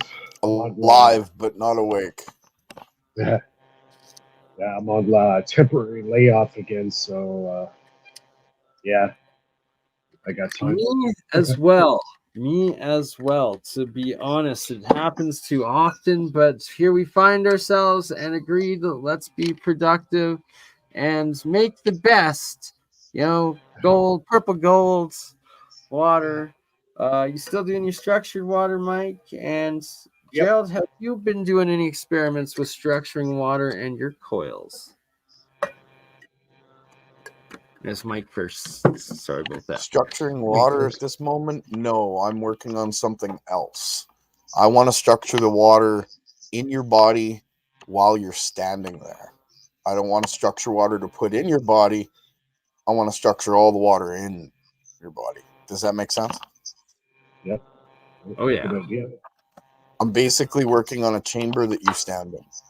So, some interesting stuff. Rather than the med bed, it's like a med chamber, if you will. But again, I have a lot of work to do. Field chamber, if you would, per se. Yeah, you can put it that way. Because there's light involved, there's sound, there's electromagnetics. In fact, there's plasma involved, which is an interesting... Wait until you see how all this comes together. It's freaking awesome. I love the sounds of it already. Yeah, I've been working on this for about 15 years. So I'm getting to the accumulation now where I can complete it. What's up, Mike? Mr. Wilhelm Reich here. Well, I don't know about that, but I definitely am using a lot of his data. Yeah. Right? And I'm using Raymond Reif's data. And then you go to John Bedini when he was working with, I can't remember the name. I think it's called an RX box. I could be wrong on that. The RPX. RPX. It was about producing those sideband frequencies in order to heal the human body. And then him and his brother are, of course, passed now. So how do we know? Don't know. But it's something I'm working on. It's interesting. Yeah, a lot of people have dabbled with it. A lot of people don't I realize. love all of those names and their work that you're Another working. Another guy that everybody should really look into, and I'm actually reading some more stuff on Nathan Stubblefield. Like, this guy was so far ahead of his time that people just didn't know what to make of what he was doing and didn't take him seriously. He was the real first guy who created radio as we know it today. He was before Tesla, before Marconi and all these guys. This guy was the godfather of, the wireless telephone. He definitely understood coils. Have you seen his Stubblefield coil? Yeah. It's almost like a pyramid form. It's pretty interesting. Yeah. So these founders, a lot of people don't realize a lot of these founders are so far. These guys were so far ahead of their time.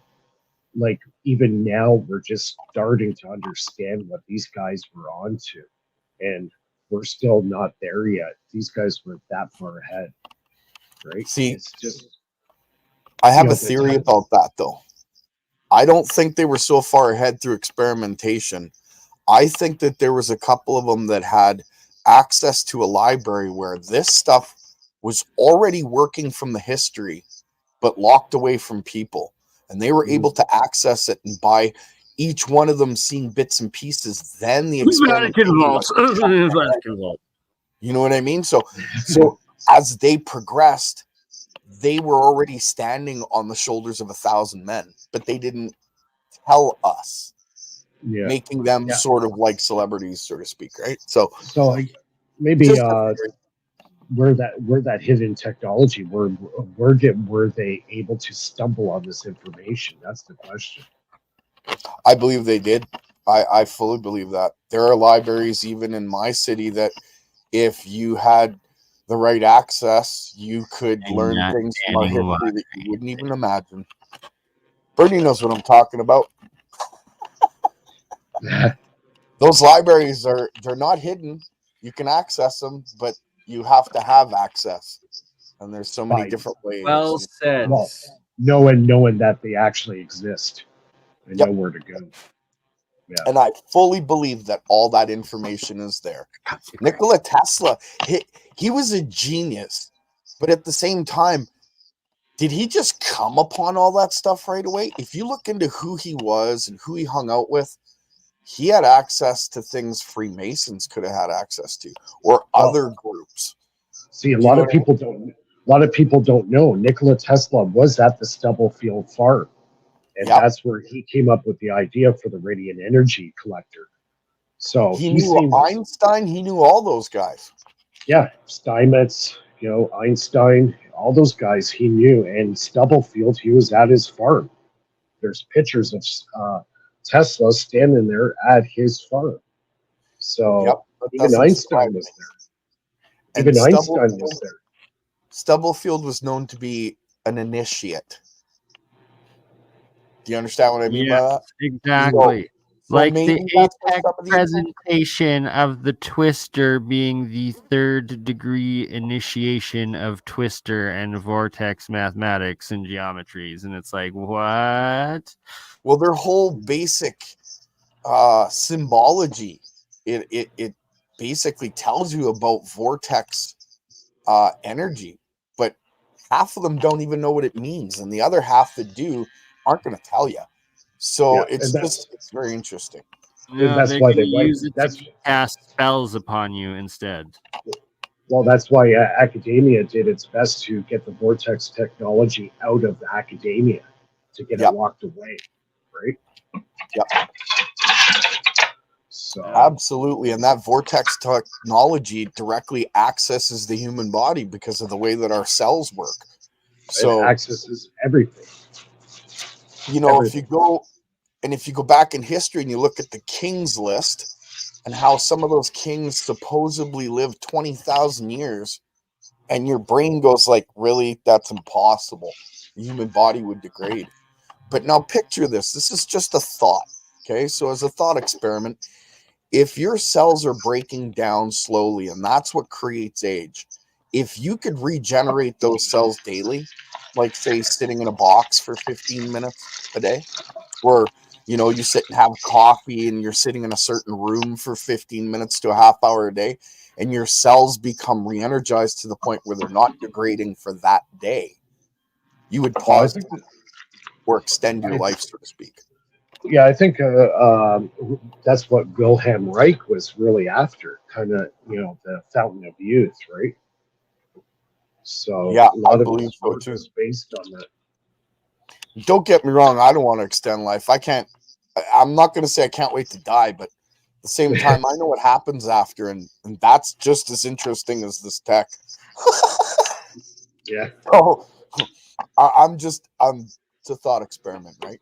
But if it was possible, it would allow your superhuman healing ability that we are actually given to be accessed, and it would almost be a daily thing. Now, don't get me wrong, you could still get into a car accident, break your arm, die from the accident itself. But as an everyday aging process, it could be paused. If it's true. I believe that totally 100%. It's like, you walk outside and you get hit by a bus. Well, nobody can really control what happens to you in the third dimensional reality, but your life force still exists even after you've died physically in the third dimension. You're just transferring over. Absolutely. Yeah. I could tell you a story about life after death. I've been there, so to speak. Well, a lot of people have had those experiences. So yeah, a lot of people have. You're the total sum of your experience and your life and everything you went through when you die, right? So when I came back from death, so to speak, it was like coming, like when I came back into my body, it was like going through layers. There was one layer was pain, one was fear, one was hate, one was anger, and then I was in my body. But all those feelings don't exist on the other side. What's that, Bernie? I forget the guy's name. This the 7 layers of hell or whatever it was, like coming back through the different. It was I never. Oh, Dante's. Yeah, Inferno? Dante's Inferno. There we go. That's what it is. I never knew the details on that. I should go back and read that because I'm just speaking from experience. I wrote it down when I was 16, and I've had it ever since. So that's amazing, right? A sync worth checking out. Relate it to your own experience and just the parallels and. So on a different topic, when it comes to tech, have you guys seen Joel Agassi's recent video? Yeah, I on watched it. his solid state generator. That circuit. I have not, but I would like to. Can you post the link or play it? I definitely will dig it up here. It's interesting. He uses this. How do I put it? He uses 3 batteries in order to charge. I got to show you the circuit because it's a Tesla switch. Yeah, it's a Tesla switch in real time, so to speak. It doesn't use relays though. No. Let's see here. I'll dig it up for you.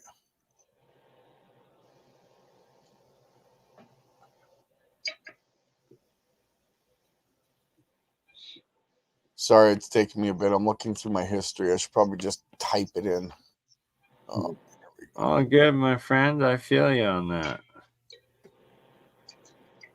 It takes a minute sometimes.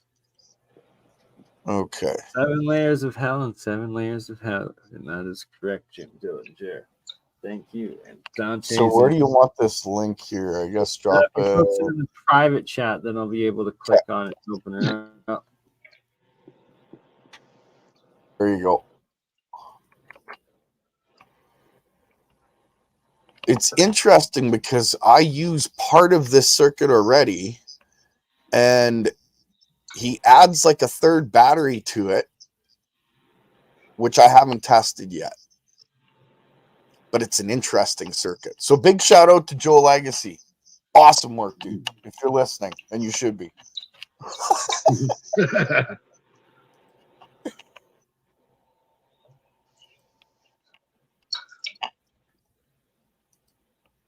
Yeah, it makes you wonder if you could interface a high voltage figure out what the step up generator through the way that he's got this full on without using too much voltage. And you have to go a little further. It's not enough at the same time. 16 minutes in, he brings in that 3rd battery, or 15 minutes in. Depends how much you want to get into this. Out, you get 0 here.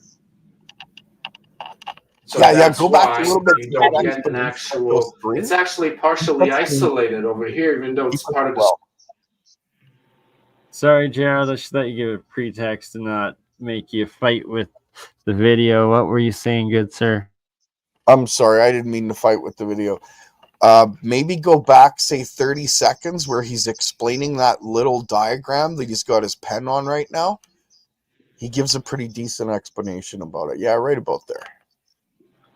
We're going to add internal resistance a little bit anyways. So you're actually going to be counterproductive versus just running 2 batteries. And the reason that works here, plus to plus here, minus to minus. So here we have our minus plus. We have our light here. But the difference is the light is going to see the potential of this one here and this one here. So it's going to be 9 plus 9, which is 18 volts. So it's going to see 18 volts. And because they're all assuming brand new at the same voltages, the plus and plus here, and negative and negative, they're the same potential, so they cancel each other out. You get 0 here.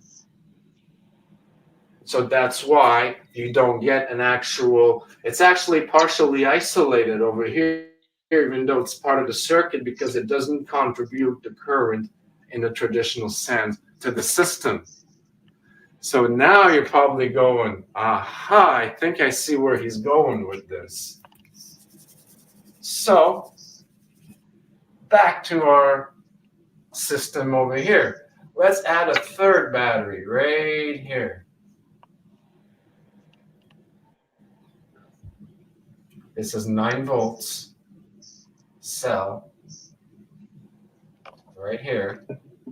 But what we're going to do is we're going to go plus here, minus here, and we're going to connect it to this system right here. So we're going to go plus is going to connect with the plus here, and the negative is going to go ahead and connect with the negative here. So essentially, you know, as far as every system is concerned, this one here is running this one here is running this here. But now that we have this system, we want to take advantage of it, right? So we're going to change a little bit the way the circuit goes now. He makes so a mistake what we're going right to there. do is we're going to run it off the 3 batteries is actually going to be what gets pulsed. So our plus here is going to be this one here, like I actually had it. I don't know why I did that, but okay. And then the negative, instead of being this one here that it's pulsing, we're going to disconnect this negative here, and we're going to go right to the negative here. So you see now, this battery only is running this at 40 mA. We're really breaking the symmetry, folks. Tom Bearden would really be proud. This one here is running, well, it's not running anything directly, actually. It's just part of the 3 batteries series configuration. But the high voltage module is now connected to this one and this one. It sees the 2 battery, it ignores this one. It sees 0 here. But again, we're not dumping the load here. We still have the 90 volt discharge. So what are we going to do? We're going to put our plus here. It's going to charge the battery right here. The negative is going to dump, into the second battery. I can do better than that. I want to confuse people here. Saskatchewan is home to some of the highest quality and most sustainably produced. Bernie. Good old Saskatchewan. Hey, boys, we got just a few Canadian farmers with us today to start this out. What was that? Oh, yeah, eh? Take off, eh? No, I'm just kidding. Yeah, what he was saying there, I've built the circuit, and I'm using 3 12-volt batteries. They're all 100 amperes. And I have a step-down transformer that comes from the 150 kV high voltage module, and then it goes to a step-down and then to the battery. I haven't tested it. I built it yesterday. I finished like 9 o'clock last night. So I'm going to test it, and if it works, I want to show it off on Friday. Heck yes, that's the perfect Free Energy Friday project. Well, if it works, do you realize what that does? What that does is actually, it's a miniature version of what you're using in your house. Because you're sending 150,000, 200,000 kV down your lines. Now you're sending a lot more current, don't get me wrong.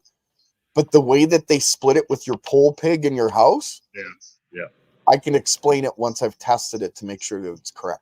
Well, yeah, they got 40,000, actually 46,000 going on the poles, and then when it hits the transformer on the pole, it steps it down. You're It's talking about the ultimate life hack, aren't you guys? What's that? talking about the ultimate energy life hack, aren't you? Something like that. Yeah, pretty much. It's a huge step down. The reason why they use 40,000 volts going through the power lines is because you can get huge distance. Okay, so with Yeah, that with 40,000, well, a lot less current. You do almost need very next to no current, because when you got 40,000 volts going through a step down transformer, when you go from a large wind or a very high turn winding, and you step it down to a large thick wire with fewer turns, it steps down the voltage, but the amperage increases exponentially. So Absolutely. technically, through the actual power line itself needs very, very little current. That's why the wires are so thin. Now, if that weren't the case, the wires would have to be so thick, it would be, not practical to actually do it. And that was the problem that Edison had transmitting DC power. His cables had to be so thick, but he could only get 1 mile distance of transmission, right? That's where that's where AC won the war, right? Is because you need a lot less wire to do it, and you can transmit, basically infinitely with alternating current. That's why Tesla won. So keeping that in mind, with this experiment, he's taking a high voltage potential, he's stepping it down and increasing the amperage. So whenever you step down, you lose voltage, but you gain on the amperage. And then vice versa. And because of the way he's got this circuit, it distributes the power to all 3 batteries through that one. It's crazy. I love it. If it works, and I believe it does, everything Joe Legacy's brought out so far. Giving you a 3-for-1. What's that? If it works, it's potentially giving you a 3-for-1 free-for-1. Yeah, absolutely. Yeah, you're tripling your outputs. Yep. All right, let's listen to the rest of this. 3-for-1, free-for-1, free energy Friday. We're gonna everything Joe Legacy has brought out, I've tested, and so far he's been dead on. And I think that's why he gets attacked so much, because he's been right so far. Yep. Guy's great. Got to have him on, Bernie. Yeah, I've been trying to get on The one. minus is charging the second battery. So the high voltage at 90 volts is charging this battery here. So this totally breaks how it would work in traditional electrodynamics, because you see what's going to happen now is as this battery here starts increasing voltage, it may read 9.1 volts, while this one here or that one here, let's say the first one drops a little bit. Whichever one is lower, which is really cool because this is automatic sensing,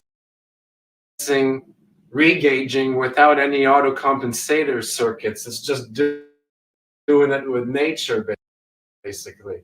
So what I'm getting at is now instead of seeing 0 here, it's going to see the plus whatever 100 millivolts, and it's going to start distributing that into this battery or that battery. So it's fully isolated, but it's not, you see? So now these 2 batteries are going to be able to charge. See what I'm getting at? It solves the isolation issues of sending it back without having to worry about transformers. Let's say this was a Bedini. This would work as well with the Bedini setup, which is really interesting. Now, if you want to take it one step further, this is a little bit more complicated because it's a high voltage module. But let's say this is actually a Bedini. We'll call this Bedini instead. Bedini. So we're using a traditional Bedini here. What's interesting with the Bedini is the way the wheel works and the magnetic pulse. It's not an auto self-triggered system. It needs that pulse to start it. So you actually get a pause in the input current. So what I'm getting at is the Bedini motor also switches your CEMF. So all you have to do is on the plus side here that's feeding the Bedini, you had an additional transformer stage here with L1, and here would be L2. Tunnel thing on traffic. He also tweets a lot. Elon Musk, right here.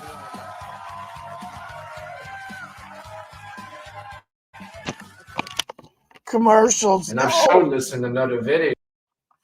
I think we're good on And that you're one. also, and if you want to get really creative, use resonance, tune to your frequency, even add a reactive stage if you want to put a capacitor in there as well. C1, so now you've got an LC circuit that's also increasing the potential from the CEMF trigger. So you're really, really taking every system here and recycling it. And then the output of this can be then rectified with the help of the diodes back to DC, which can then charge. I'm running out of space here. The first battery. So now we have a system very similar that Bedini's later motor with the hub edition, the hub motor he called it. Every battery is getting hit with an incredible amount of power and using hardly anything. We've created a very non-linear system. We're doing asymmetrical regaging and we're breaking the symmetry like Tom Bearden's doing. And we're doing it by using very little input trigger just by the, this is very ugly. I know if you wouldn't follow me by now, you wouldn't know what all this means. But my point is, you've got 3 batteries and you've got a system inputting high voltage in all 3 now. So we're recovering the CEMF, we're recovering the back EMF, we're using reactance in some cases on both sides to increase those potentials some more. And I haven't even put in the one-wire system yet as an additional system. So we're really using the environment to provide the additional energy flows and using a little bit of traditional electrodynamics, but with a twist. So again, I just wanted to put the information out there, and essentially I have the little Bedini fan motor, which basically really sucks. I hate to say it, but it shows the demonstrations, but it doesn't beat the bike wheel and the multiple coil system. But if you have any kind of half decent Bedini system, I really don't see why this system here wouldn't be able to self-loop, and you'd have to end up using the load eventually on an inverter, because it's very much like the Bedini condition with his last Ferris wheel system, where we're essentially not letting any of the 3 batteries go below 9 volts, and we're also using reactive in the system. So we're there's a lot going on here, folks, and it could only work, And of course, those who want to experiment more with the Bedini have talked about additional systems. Instead of running a fan blade, drive electrostatic discs and use the 150,000 volts for another system with displacement current against inert ground. And those we've experimented 90 volts, 100 volts, and a couple millisecond capacitive discharges at 22 UF or more. You're going to get a lot. If you, the trick, folks, is to integrate several systems together. You want to recover the back EMF, the CEMF. You want to introduce as much reactance as you can in the system to increase the potentials at only the cost of the internal resistance. Again, it's not a free lunch, but we could work on efficiency. And with that said, what's a bonus of the reactive stage is what I've talked about. Batteries that are doing any kind of output work don't like to charge at the same time. So by deliberately messing with the phase, we're able to space out the input and the output pulse. and the reactants being 180 degrees out of phase. Again, we're just using natural systems here to help us without making it too complicated. Just let nature do it for you. And this battery configuration, if the second one here has any higher voltage than any of the two, it'll pick it and start dumping its voltage and current in that battery without affecting with the rest of the circuit. This is exactly what we want to do. So that's what I meant when I was showing you the diagram earlier, you know, don't poo-poo all over it. I'm going somewhere with this. And this is what I wanted to show you. No isolation issues, but, you know, a lot to swallow here, I understand. And with that said, folks, always looking forward to your comments and suggestions and ideas. Let's collaborate and talk about what needs to be said and what we can do to improve our systems. At some point, I would like to show this system, but I have yet to reproduce the real Bedini. Even the bike wheel one would probably have a good chance with this. So have yourselves all a great day, folks. Whoa, buddy. Try the A&W Spicy Dill Pickle Buddy Burger for just $3.99. Bernie's bananas slacking. Hey everyone, this is going to be a pretty different video from what I normally post. Hey, If you're Bernie, from the you Flat there? Earth realm, you know what this is about. If you're one of my regular viewers, I'll fill you in as quickly as possible. Last week, I posted a video about how we know the Earth Left his isn't banana flat. This was behind really and- just to reinforce and contextualize Stop some lessons cutting it. from earlier in my astronomy playlist. I figured I'd get a few trolls, nothing major, but instead the entirety of the Flat Earth community descended upon it with a vengeance. The YouTube channel Exotic Busters propulsion in the informed me house. that they were going to be deconstructing my video in their weekly live stream, and they invited me to check it out. I didn't really know what to Bernie's probably out expect. I having a thought there'd be smoke, some doesn't even degree know of this is dialogue running. or exchange. There definitely Probably. wasn't. Everything they were saying, I was discrediting in real time, and they were acknowledging none of it. On top of that, they were extremely rude to me, so I had to We respond simply apologize as a to point of the honor, and audience that's for this. these So let's technical begin. difficulties. I'll start with the only valid criticism you had of me, and that is that Host is in the I toilet. misrepresented your model. Oh, there he is. Bernie's back from the banana trip. Sorry about that, gentlemen. Love that stuffed animal, Bernie. That rocks. Bernie's new mascot. Yeah, Because the the rock. world is going freaking bananas, man. It's You got a going- Rastafarian banana, man. It's going freaking bananas, and it is a winter vortex outside. Let me tell you. Yeah, we're supposed to get hit tomorrow night. Oh my 10 to god, it's not fun. Let me tell you, it's true Canada out there. Yeah, winter's here for sure. We're getting minus 23s now. Oh, Yeah, man. it's not that cold here. It's about -8. You Well- guys lucky, man. It was minus 24 in my truck without wind chill the other day, and I got pictures to prove it, eh? And I believe it's supposed to be down to minus 30 later this week. Well, we got lucky tonight. It's only minus 10, but yeah, this week's supposed to get real cold and stay cold. You guys can keep it. It's coming your way, Mike.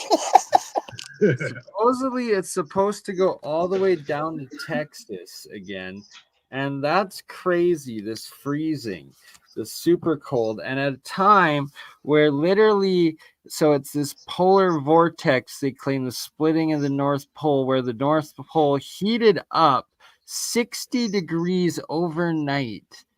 Like, and it's overnight the night is a month long there. There's no sunlight, no energy whatsoever. How does it just shoot up 60 degrees temperature and then disturb and shoot all of this cold temperature down here? And when the cold was first moving in the other night, I got a bunch of pictures of these light spires, like it's sucking the energy out. It's crazy. That is crazy. You gotta love the way it works, though. I mean, it makes you wonder if so many thousands of years ago, Antarctica, when it was warm, that cold was pushed down to, say, maybe where the equator is now. I don't know. But interesting stuff by far. Makes one wonder if that's kind of reoccurring, like a cyclic sort of formation. Don't know. Just a Indeed. thought. Welcome, Jeremiah. Sorry, don't know how long you've been there, brother. Just Sayo. Good day. There. Yeah, Is sorry there about any- that. I hadn't added myself back in because I was stepped away for a minute. But how you guys doing today? I just found out that you were doing a live stream. Looked at my messages, and I got one like 30 minutes ago. So here I am.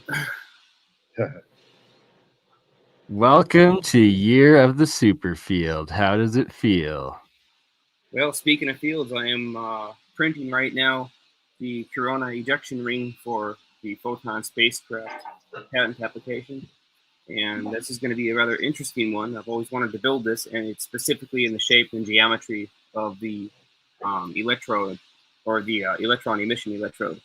And that's what will produce the bremsstrahlung radiation around the craft. But I've got the first, I got the bottom half printed now, and I'm working on the top half. Once again, Simon did a fantastic job with the 3D CAD files, did the G-code and the slicing for me. So I'm just having some issues with this current print. Maybe it's a temperature setting issue, but you know, I'm new to 3D printing anyways, very new to it, but I am looking forward to building UFO parts with it. Oh, the possibilities with 3D printers. And we're going to launch Metamaterial Mondays in 3D printing. Simon C. Going to be on with that as well. And we're going to start doing some real things with them 3D printers. Yeah, I agree. I have to catch up on that. 3D printing's an amazing tech. Yeah, I've been using it for a while. Yeah, Mike, you're actually a wizard in it, I do believe. I started actually making the machines back in about 2013 when it was just the ripraps. And yeah, I built 2 or 3 of them from scratch, did all the coding and did everything. Yeah. Nice. We should collaborate. I should get you to make me one. Something large. Well, the thing is, the 3D printers are way better than what they used to be, and you could get a decent printer now for like $500. So, yeah, you're absolutely right on that. You know, the technology's just improved immensely on it, and now the materials is where it's at. You know, the type of materials you can actually print with. You can print carbon, you can print metals, all that kind of stuff. So yeah, it's going to take more time. I would say another 10 years before you start seeing some pretty amazing stuff. But you know, it's with this AI stuff coming online. Oh yeah, it's going to really change things. Yeah, but all AI is programmable algorithms that have the ability to access the world's data all at once. If you could access the world's data all at once, you'd have a better computer in your head than that thing. That's just they just recently released in one of the science tech magazines. They built the first semiconductor for a computer, all made of graphene. So this will revolutionize the. I saw that. I chip saw that industry. article. Yeah. So don't get me wrong, we're doing leaps and bounds with AI. I'm one of those old school guys that has the opinion that just because you can do something, does that mean you should? AI is not something that once you let out of the bottle, you'll ever be able to put back in. And humanity will never be the same. Well, look what happened with the internet. Same thing. Nobody realized in 1995 that it would be, pretty much running the world. Just don't abuse the AI. Use it for the best possible intentions, and it will be good. Regardless of whether, but regardless of whether or not you use it with the best possible intentions, most of these companies that own the platforms that all of us use are going to put AI in charge of that. So now look at what the internet did for humanity in the last 20 years. Yeah. If you put a machine that's already been programmed with algorithms in charge of that, there's no human oppressive machine. That's the issue that you're making. The point that you're pointing out is sadly it's a tyrannical corporate oppressive machine, not one of there's got to be rules, Bernie. You got to follow the rules, Bernie. I mean, who's controlling who, right? No, who's controlling who? Yeah, well, that's just the point. Would you want a machine controlling you? Now, don't get me wrong. Our computers, to some degree, give us limits, but we're the ones that put the controls on them. Do you really want to give up your sovereign consciousness to a machine that was put in place by some guy who didn't want to deal with it because he was too lazy mentally? I don't know. Just a question. Yeah, we're going to go through those hurdles, the same thing we did with the internet, right? So same thing's going to happen with the AI stuff. Yeah, I think AI is just going to be an excuse to get lazy, an excuse to say it wasn't my fault. I was just following orders. Did that really work in World War II? I mean, come on. You know what I mean? Yeah. So my opinion of it is it could be a good thing, but it's not being used as a good thing. I'd put AI in charge of like medical operations that need absolute precision, right? Why not have them in charge of that? If they're perfectionists to that degree, then there's no human mistakes that can be made. That I agree with. But putting them in charge of human consciousness, which is essentially the internet to some degree, not entirely, but it's a collective consciousness amongst every person that has ever used it or contributed to it. I don't know. I think that's just, it's irresponsible for people to do. That's just my thought. I could be wrong, but if I'm proven wrong, so be it. Yeah, it's uncharted territories, right? I don't know. If you look into the Indian texts, like the Vedic texts, it parts of it kind of lead you to think that there was some sort of an AI influence way back in the day. But I could be wrong about that. I suspect you're right on that. I feel the same thing. I do feel like I almost suspect that there's going to be this ancient AI like demigod like reconnection or something. Like it's like the Tower of Babel moment. Yeah. It either wins or destruct. Yeah, I kind of wonder about that. Just because there was tech back then. No. Is a cubit actually an ancient Egyptian Sumerian cubit? Is that actually a measurement of quantum bits? Like, imagine if that's actually it and it's part of the God particle. That's a good question, Bernie. I always wondered about the qubit. That's a good question. Any thoughts on that, Mike? Not really. That one's out there. That's the Woo Woo Wednesday thought of the day right there. There you go. Still trying to absorb this. Yeah, the qubit being an ancient measuring a measurement. What is it, 1.6 meters or something like that? 1.613 or something? I can't remember. Yeah. Supposedly, but maybe it's the God particle quantum bit of maybe it was AI Egypt and the quantum God AI technology of the universe that we are about to dabble with into the modern Babel of Tower of Babel moment. Maybe it was here's a theory. How about AI being responsible for the construction of the pyramids? Maybe there was an AI back then that was able to make them build the structure at an incredible accuracy. So obviously there is some kind of AI involved that gave them this super incredible accuracy of construction. I maybe, but you know what? I wouldn't give AI that much credit. I think it's as dumb as a rock, just like every other machine we've created. It's mankind that has amazing abilities and creativity.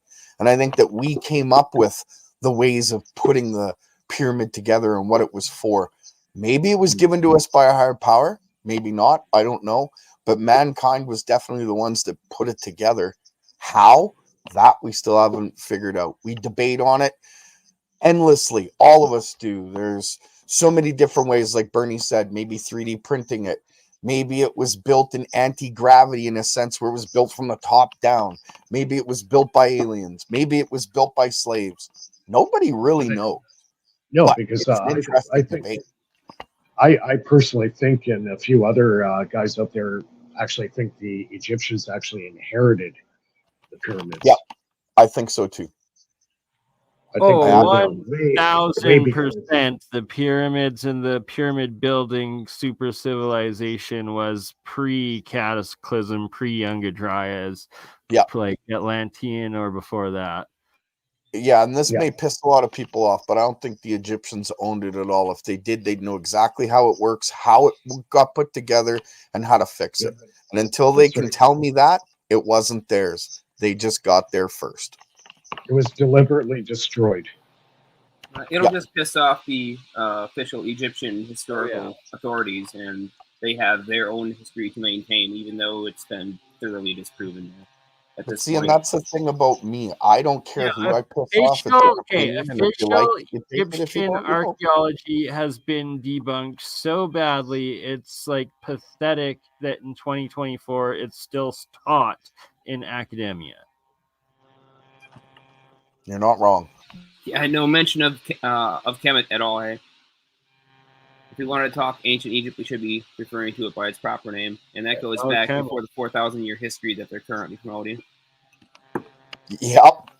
As an alchemist, my main email of Crypto Alchemist, I spell it ELKHEMIST because it's all about the it's tree. There you go. We as a society can move mountains now, and the Egyptians state that there's nothing beneath the sand except for the pyramids. Why don't we move most of that sand just to have a look? I doubt anybody would allow it. There'd be wars over that because the truth would come out. Oh, you should have seen the major rigmarole for the completely non-invasive muon test. Where they found there was another chamber above the entryway. So just trying to get authorization from the authorities to get a couple of detectors in there. Like I said, completely passive detectors. Unreal amount of hoops they have to jump through. And then, of course, the authorities also said they have to be the first to gain access to the data, and they'd approve whether it was released and all this kinds of stuff. Like, why would you care if it's scientific information about the construction of this structure? Why should we have to go through you to release it? In fact, why should we even have to ask for narrative control? As always, they gotta put their spin on it. Yeah, I mean, if we were wondering whether or not they were controlling the history and the narrative, then that pretty much tells you flat out in your face right there. Oh, absolutely. What was the name of that? I can't remember the guy who's in charge of Egyptian antiquity there. Yeah, I know who you're talking about. Yeah, I can't remember his... The biggest Hawass shit in the fucking world. Yeah, he was a thief, a liar, a manipulator. And yeah, you want to sue me? Go right ahead. I ain't got nothing for you to take. So the way that I see it is that guy was personally responsible for hiding so much Egyptian world history. Like, it's crimes against humanity that freaking guy commits to this I day, agree. He should even be though charged he's for no crimes longer against in power. humanity. Yep, He I should. agree.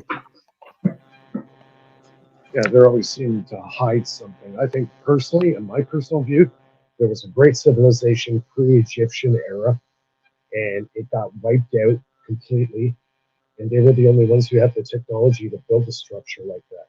So the Egyptians eventually inherited it and called it their own, and that's been the narrative ever since. So that's my view. I think there's a great civilization way before the Egyptians. Because if it was truly yours, wouldn't you want to have it put back to its perfection so that you could be proud of it and show the world, yeah, this is ours? Exactly. Just not quite right there. Exactly, because they don't know what it is for starters, and number two, they wouldn't have any knowledge on how to reconstruct it, how to put it back to its original. Well, I don't know. There's something sacred, I guess, about leaving the site as it is. I mean, Rome didn't rebuild the Colosseum. Greece is not rebuilding some of it's Yes and so no. If gently, it's so to some Well, if degree, they especially with burials, but we believe those specific pyramids are not burials, and there's no bodies in them to this day, so you can't really right, desecrate them. it's an So energy I would generator. argue it's because they belong to the world, and it needs to be more like shout out to Samir Izvanovich and what he's doing with the Bosnian pyramids and opening up and making it a civilian-led, open to the world. Any civilian can go and do active, real archaeological digs and explorations and real science on it as well. And the Well, amount of next level information and discoveries that has come out of that, well, we'll be doing more of that this year. I agree with both of you. I recant what I said originally. Maybe it shouldn't be put back into working order, but it should be cleaned up and maybe turned into a museum so that we know exactly what it was for, what its purpose was, its intention, and who built it and how it was built. yeah, hell, they Because could if at it least was build a truly, small one. I mean, at what, least to prove some principles, build a small working model. Screw And that, I want the portal to open.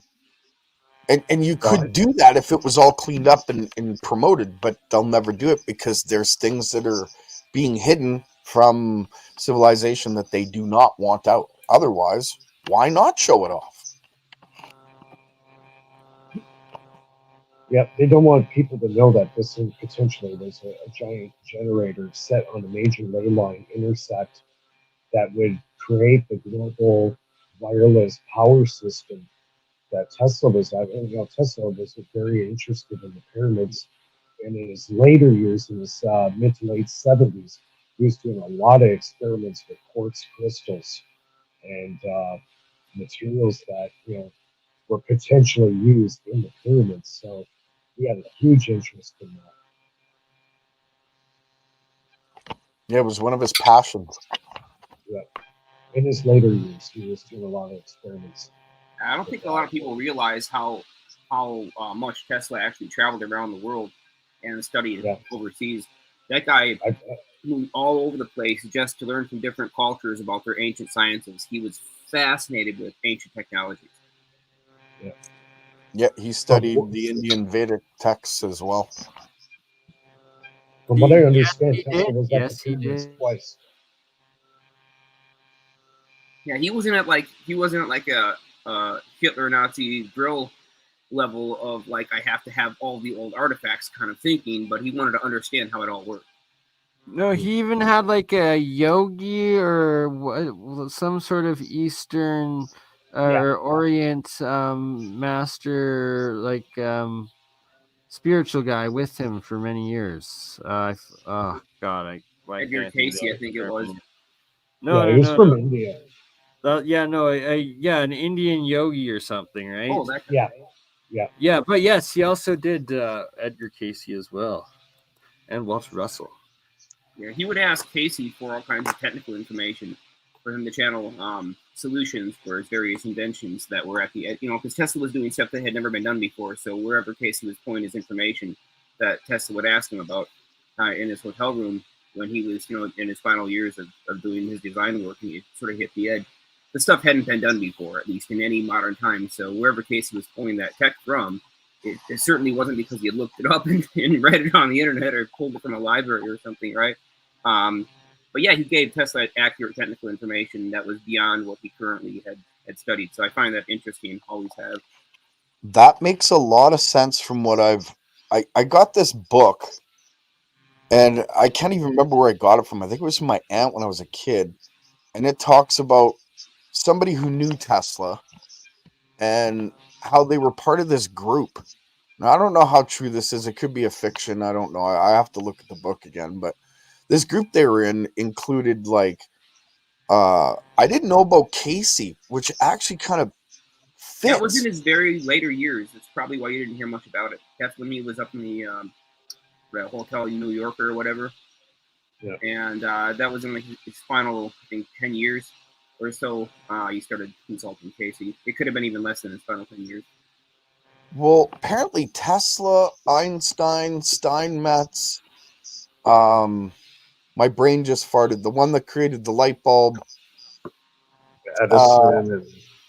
Yeah, and the one that wrote the books, he was good friends with there. Yeah, what's that freaking guy's name? Twain, Mark Twain. Yes, Mark Twain. Apparently they had a group, and because of what you just said about Casey, this is what clicked that memory. Apparently they had a group that would get into seances and all kinds of esoteric Oh wow! rituals in order Almost to like get a information. parallel to the Maria Orsovich, yeah, German channeling and stuff. Like group. Channeling was a big thing back then. Now, I don't believe Tesla was getting his information from there, but he was getting confirmations from there, from my understanding. Right, yeah, Tesla said where he got his information from. He said straight up that none of his ideas are his own, and they come from a point of higher consciousness elsewhere in the universe. Exactly. So it's just an interesting thing that goes along with what I learned. That's all my point was. It makes one wonder what that group could have accomplished or did accomplish behind the scenes, considering they were all good friends. Oh yeah, well every year for Tesla's birthday party, he would throw these parties, and he would give these demonstrations sometimes, but he would have most fantastic lectures that were just for this like private group of 25 or 30 of his best friends. And some of these were really big names. The people that you just mentioned would have been there, along with quite a few others, and potentially investors. But yeah, he'd tell these really, really fantastic stories. It's one of the places I think that's one of his parties where he told the story about how he'd seen through time, and he looked and kind of turned his head and seen three different times playing out.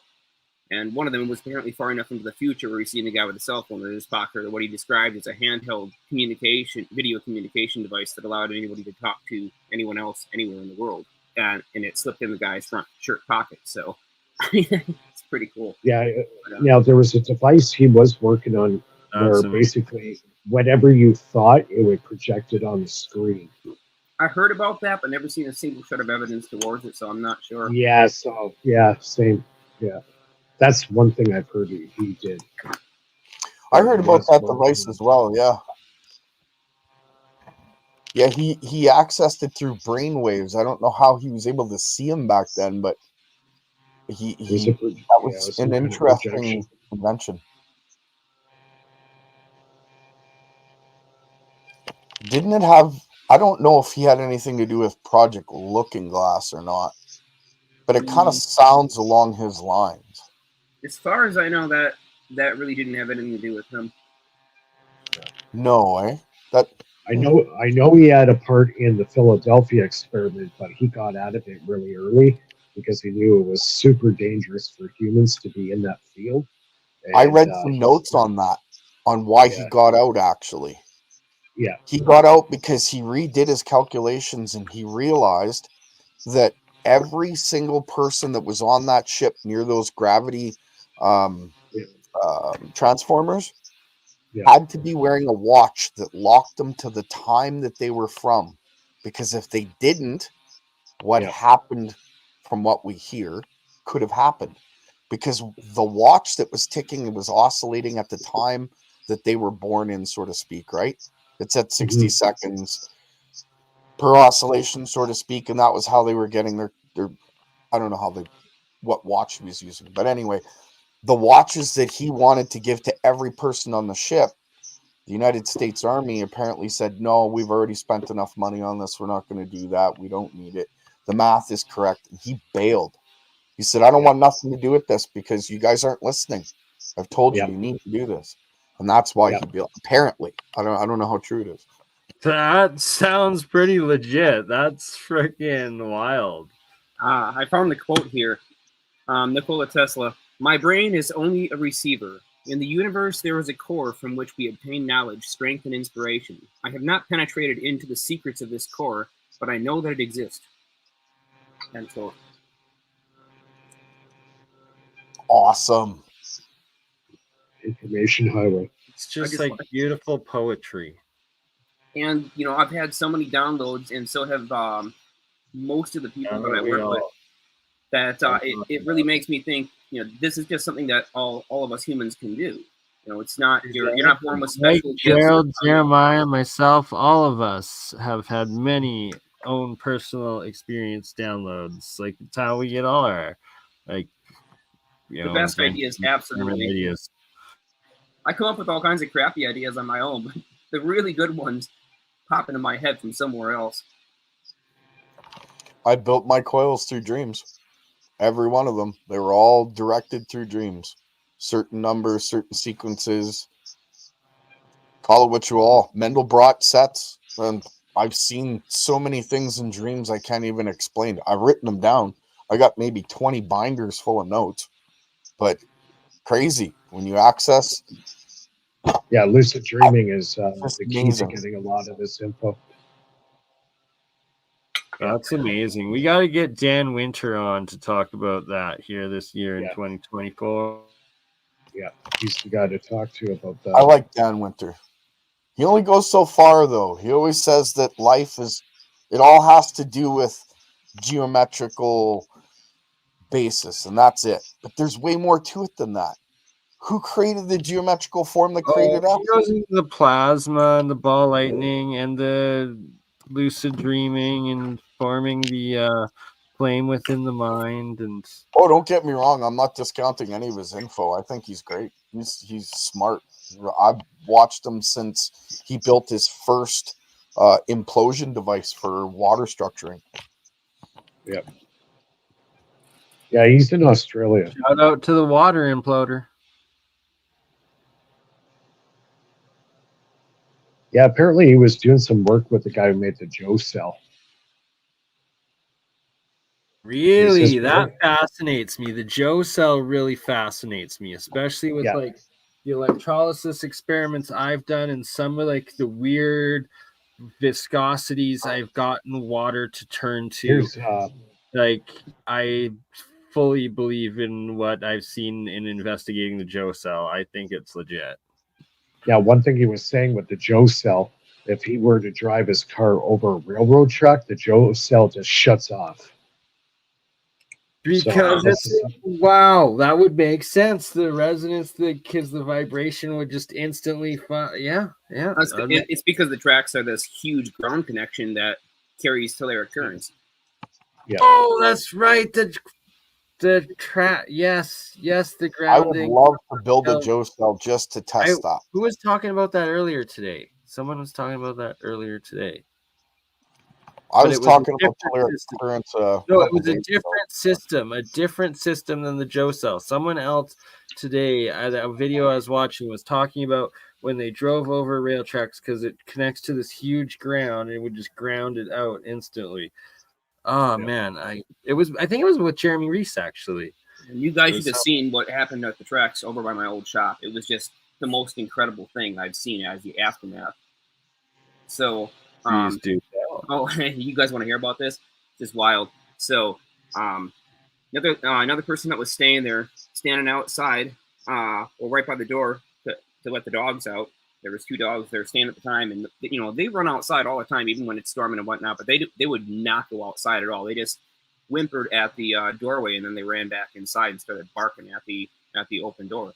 So anyway, she's like, "Oh, that's weird. I wonder what's going on." And right as she starts to turn to go inside, massive explosive sound just shook the entire building, shook her. She felt it in her chest. So I find out about this the next morning when I get there to the shop. And so I go down by the railroad tracks where she said she's pretty sure lightning struck. And there's a tree that's been completely stripped of its bark and most of its branches. I can see the stump 30 feet from where the rest of the tree is sitting. And this is like a probably 35-foot tall tree. It's a monster tree. It completely blew the thing, and at the base, it exploded the base with so much pressure it tossed the tree. It must have put it at least 25 feet in the air and threw it, like I said, over 30 feet away. But anyways, this is the really interesting part. The track is in sort of a valley. So this railroad track where this lightning bolt struck, and right where it blew the tree off, it sits about 10 feet down beneath ground level on one side and about 4 feet down on the other, because there's a hill on the opposite side that kind of goes up and it's dug out. What happened is apparently this valley, this region beneath ground level, had been filled up with a massive amount of electrons, just trying to escape and neutralize out the charge that was building up. Because before this lightning bolt must have struck, or before this lightning bolt struck, it must have pulled out a huge amount of charge straight off the tracks and started to ionize the air. So the entire valley was filled with ions. And what happened is when the lightning strike occurred, it discharged all the ions in the air, and then something really fascinating that I've never seen anywhere else occurred. Every single track-facing plant about 3 feet from the plants that were the closest to the track, about 3 feet into the brush, was completely stripped off of all of its spark, or its leaves were completely exploded. I seen the stems were just blown to pieces. It had fried all the brush, and apparently it's because it electrostatically exploded outwards, just like we see in exploding wire experiments.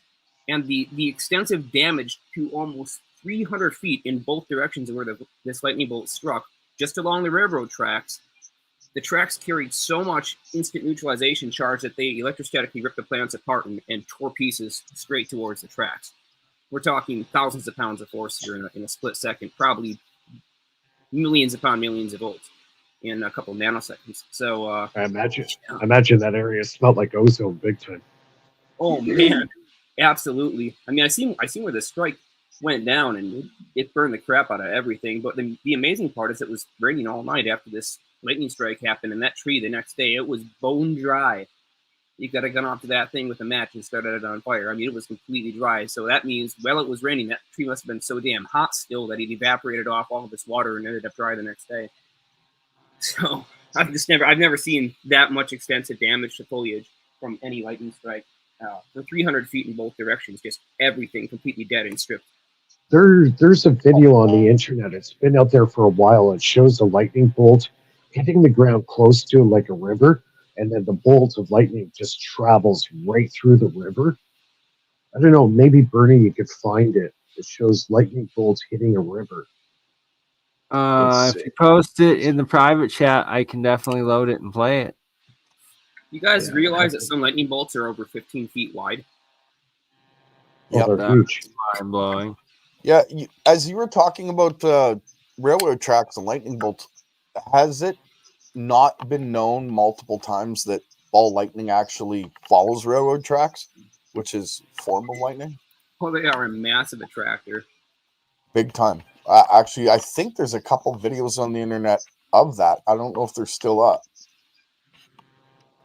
I don't doubt that. Yeah, tracks are seldom in an ideal position to get struck, so it doesn't happen very often, but certainly they can carry enough charge to draw down lightning, so it will be the plants surrounding the tracks that usually get struck. They're seldom the highest thing around.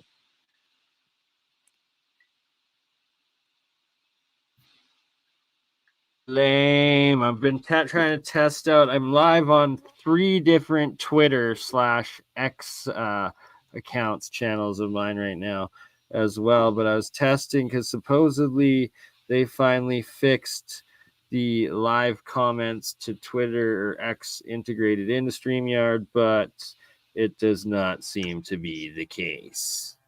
Boo. Okay. Shout out Tartarian Truth. Okay, I found the video. I'm going to put it in the chat. Oh, right. Yeah, the private chat. Private chat. Okay, hold on a sec.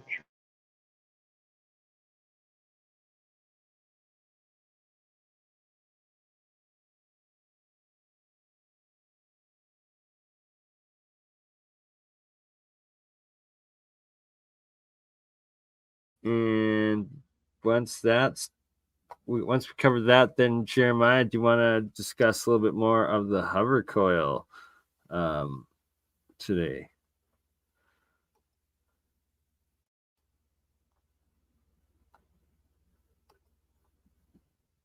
Oh, here we go. Latin hits the river tree. Oh crap! I was muted. Actually, Gabriel was telling me earlier yesterday that I had a dream about a flying platform that I had built, and I knew how it worked in my dream because I was assembling it. And so I drew up a little diagram of how to construct it, and I never did get around to actually building it. But he was absolutely convinced that of all the things that I could possibly be working on, that was the #1 most important thing. He's sure that because I've seen it in a dream and like many other things, holy cow, That's a Feature lightning that. bolt. I remember That's seeing it lightning before. It's bolt, not. really? Yeah. It's lightning. No way. I remember that. Yeah. It was in China. I remember seeing that. Yeah. Yeah, the sound goes with it, or it did at one point, and it was It was like a loud. shockwave. It was a shockwave. And how big of a strike did that have to be? Play it again. See, it hits the ground. Wow. Oh. That's I would have awesome. loved to have been standing there. Just the way it races across the surface of the ground like that, too. I've never seen lightning do something quite like that. So charged and electric. Yeah, across the ground there here, right? Like Yeah, right at the beginning. Right, but what's really amazing is when the back to the water doesn't all go at once. It's like in these multiple locations, it's super strange.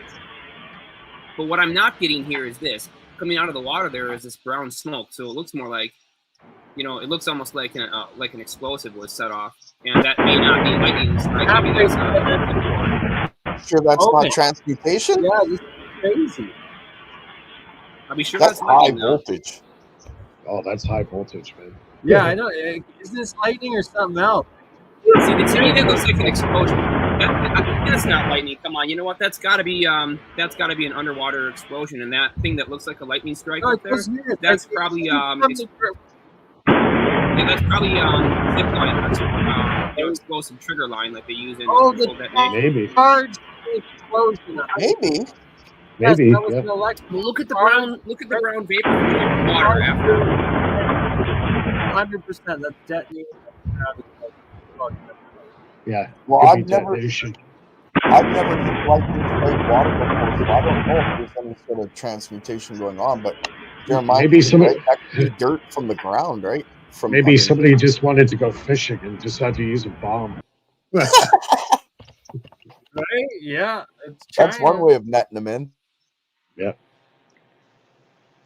Chinese new method of fishing. Throw a bomb in the water. There could have been some kind of obstruction too, or maybe the bedrock wasn't even, and they wanted to, try to widen it out, just push everything upstream. So it could have been to reshape the riverbed too. I know. I thought it looked pretty cool. Sure the hell did. Oh, hell yeah. We love blowing stuff up for the right reasons and science. Hell yeah. So usually, I don't really have to worry about wanting to blow anything up really much ever, because it tends to happen all the time on the lab bench by accident. So normally when something blows up, it's not a good thing. But yeah, it thoroughly satisfies all my need for seeing things go pop. I used to take those little tiny DC capacitors and set them up with my big coil and blow them up like shotgun shells. Man, when they explode, they're loud. Yeah, I've done a few of those. Unintentionally. I don't have any more because I did so many of them.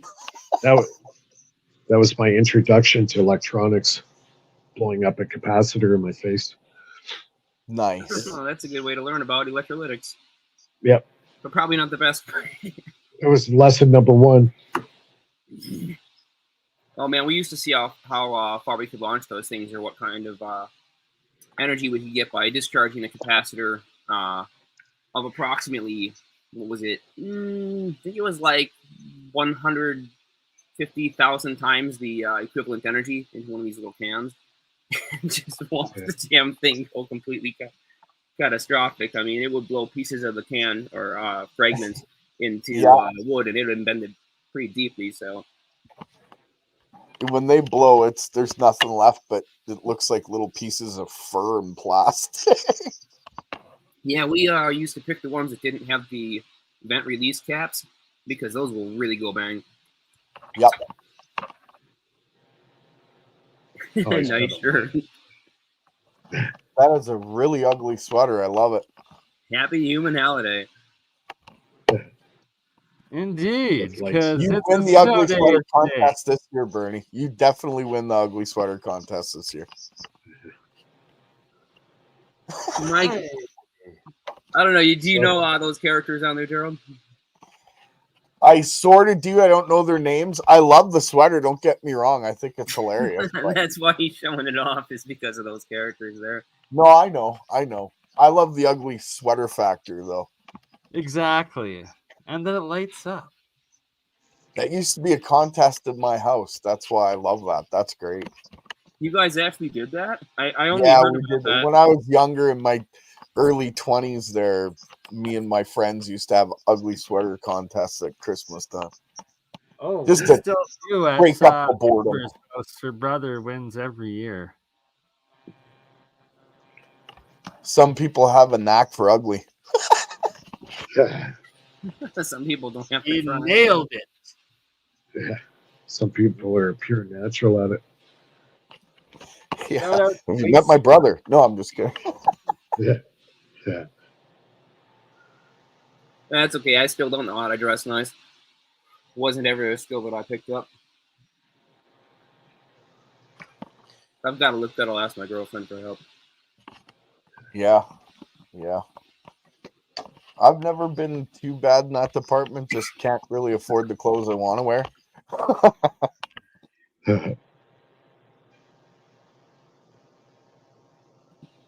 Well, let's see. Damn, I hope this print comes out. Yeah, when it gets to 50, you just kind of give up. Yeah, but that's when you shouldn't give up. That's when you should push harder. Leave a nice looking corpse.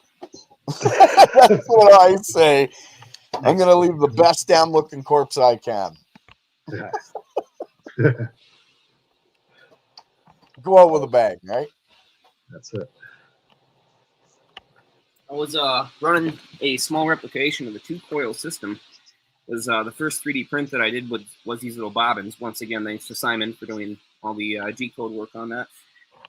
And it's just 2 electromagnetic coils, kind of like speaker voice coils, that has a steel bar in the center of them.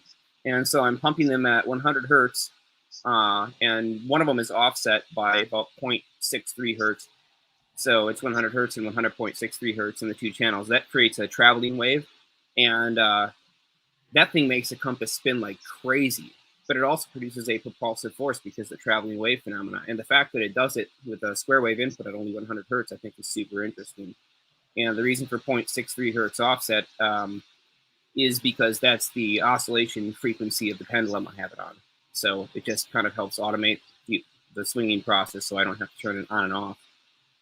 But yeah, you can really feel it with the magnet. That beat frequency at 0.65 hertz beat frequency is really fascinating. And I was thinking about your coils, G, and how you could run them with a slight differential in frequency to generate a traveling wave too. Yeah, I can do a little more than that, but I understand exactly. Yeah, I see how you see that. Just for the very fact that it's bifilar and balanced. Yeah, in this case, these are monofilar coils, but I work far better with a pair of bifilar coils. But you're working with a pair of monofilar, right? Which is Right. pretty much the same thing as one bifilar coil. So Yeah, I went monofilar because I wanted to reduce the capacitance as much as possible. But see, if you use the capacity, then Well, in this case, I'm going for maximum transition switching speed without the back EMF. This is all Oh, yeah, low okay. drive, I know where so you're going with I that. can't. Yeah, with the low voltage, I can't have the high capacitance because the amplifier just won't run it, and because it's being driven with a direct input waveform, not just simply being turned on and off of the transistor, but because it's being driven with a Class A amplifier, it also needs to be fast. You're absolutely right. In fact, I've gotten to a point where I don't really need a transistor. I use it for a signal and a signal only. You're saying you can just pump the function generator straight in? Yep. Yeah, I think that's in one of your videos. Don't you show that lighting a light? It like just barely illuminates. Yeah, it? actually, I do. I also show the coil floating above a magnet in the same instance. I've got the function generator set to 24 million hertz, but the transistor doesn't even turn on at that rate. Like it doesn't. It's not even right access. So all I'm using essentially is the function generator to do its work. It's because it's creating superconductivity. That's what I believe, amongst other things. It's not one thing. It's a bunch of little things that make it do be right back multiple. in 5 or 10 It's minutes. Just gonna dynamic. go make a coffee. Just the world's bananas and it's full of trolls, and I will be right. 5 or 10 minutes. All right. Yeah, I believe my system's dynamic. It wouldn't work with any one little part missing, but all the little parts make it work. Yeah, that's it. You know, the other day I was asked this question on Thomas Fessler's channel, Disclosure Tonight show, and I was asked, you know, what's the secret sauce? And somebody suggested, is there really a secret sauce, or is it just all these little things working together? And I'm like, you nailed it. The secret sauce is that you need to match lots of factors and tune the system so that everything works in unison. That is the secret. You know, there is no specific thing like if you have this one extra ingredient, then it'll work. It's like, nope, you already have all the right ingredients, but you've got to mix them at the right ratios, or you ain't gonna bake a cake. Absolutely. It takes teamwork to make a system like that work. Absolutely. All the little There you bits go. and pieces as a team. Yep. So yeah, if you were wondering the secret sauce, unfortunately, there's no easy answer to it, no microwave solution, and no 3-step recipe. But certainly, if you mix the nice ingredients or the ingredients in the right ratios. Yep. Yeah, it's like you can't just make a coil and expect it to work. You can't just make a bifilar coil and expect it to work. Nope, and you can have a perfect coil, and it doesn't matter if you don't drive it with the right kind of signal. True. But in that perfect coil, there's 7 different instabilities that make that coil perfect. So without those, it ain't gonna work. It's all a system. Right, and then the driving signal is the thing that sets up the conditions to allow the coil to operate on those instabilities. Yep. And a lot of those systems too, when you get it just right, technically it should become a current-free potential. So your power source should draw very hardly any current. Yeah, I'm at 0 watts every time I use my system now. Oh yeah, like my motor's in the picowatts now. It's not even registering on my meter. Yeah, So, that's the thing. It's not registering on my meter either. Jeremiah had mentioned that actually that the meter only goes probably about 100 milliwatts, maybe, or something like that. I can't remember. Yeah, it has a minimum cutoff threshold. It can't read down to 0, and its resolution is 100 milliwatts. Right? Yeah, well, its resolution is 100 milliwatts. So we checked it, and it starts to read like around 0.6 or 0.7 watts, and then kind of ignores the numbers below that. It just thinks they're noise, so it filters them out. But once you're above the threshold, then that last digit, it does accurately indicate what the watts are. But it just simply thinks that if there's just a tiny little bit there, it's probably noise, so it rejects it. That's part of the microcontroller processing, microcontroller code that they set up on those damn things. And that's, the Chinese compensation method of saying we have a shitty voltage regulator, so we're just going to ignore the noise. Makes sense. Yep, unfortunate. And if you wanted accurate, sorry, Mike, go ahead.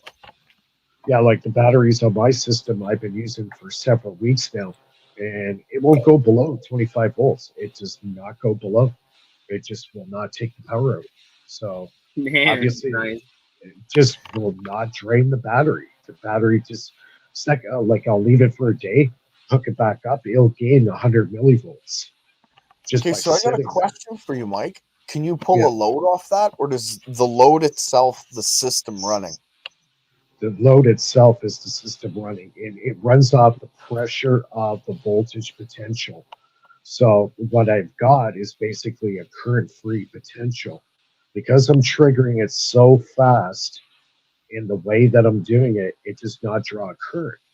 It's running off the voltage pressure or the radiation from that voltage that drives the ions. Because it's switching so fast, the ions cannot travel from plate to plate within the battery. It doesn't pull anything. The battery doesn't even notice it's there. I see what you're doing. That is a nice way. Yeah. Man, I like that way of cheating. Yeah, it's cheating the chemistry. You're not allowing charges to actually, the ions in the battery to neutralize. Exactly. It's a current-free Fast rise potential. time. So I got 2 batteries. If, say, I hooked up 4 batteries in series, that motor would run indefinitely because it's not pulling anything from the battery. It's running off the voltage pressure.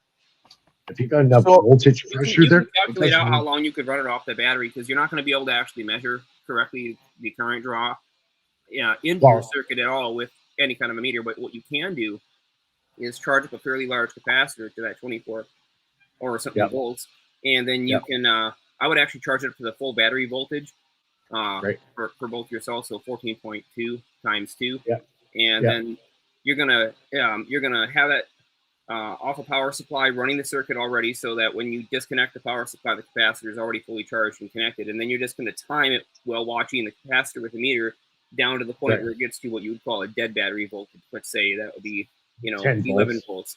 Right, so you're going to be looking at 22 volts across your capacitor. So just measure how long it takes to go from that capacitor's fully charged 2 cell voltage down to that 22 volts, and then you can calculate out how many joules per that capacitance were lost into the circuit, how long it took to dissipate that energy. You can figure out exactly how long your batteries will run it then. So what I've done, I've hooked up the 1-wire system to my circuit, and I put it through a giant toroid transformer. That's the actual inductor. I'm tapping off that 1 wire, and then I put it through a full-wave bridge rectifier. Then I dump it into a 60-volt, 12,000 microfarad capacitor. And then from there, again, I put it through another bridge rectifier. Okay, so I've broken the symmetry now, and I can loop the entire motor now. I can loop it back into itself. The battery doesn't notice it's charging itself because I broke the symmetry along that route. So, interesting. I'll have to check out some of your videos and take a look at that circuit. The latest videos. Yeah, I even got the schematic diagram in my Patreon. So anybody who's listening to the show, if you want to become a Patreon, you can check all those schematics out. And I got that from Joel Ladens. Yeah, that guy's channel is awesome.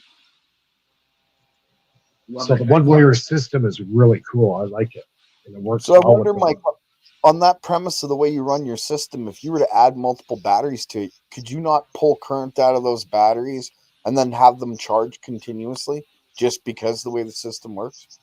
Yeah, because it's not pulling any current from the battery. It's current-free potential. No. I don't mean by running the system itself. I mean an actual load on the side. Oh yeah, like I can charge batteries right off it. I'm charging a 12-volt 90 farad super cap, and it charges it just great. Nice, very nice. Like your system, love it. Yeah, it's still very small scale, but I'm trying to get the electronic theory of how this thing actually works. And I found a couple avenues where I basically found out that what I'm doing is it's a current-free potential. Well, I'm working on something that might help us all, and if it does work, then I'll be shipping one out to each of you for testing, maybe multiple. But I had to put a pause on it. You guys want to see something gross? Something gross? Well, not gross, but okay. So it's weird. Okay, every time I have a major breakthrough, something happens. Some little stupid piece of bad luck. My last major breakthrough, my daughter got hit by a car, which I now have on video, by the way. The thing that happened to me a few days ago, I got to show this. So, I don't know if it's going to show. I got to switch my camera, I think. Hang on.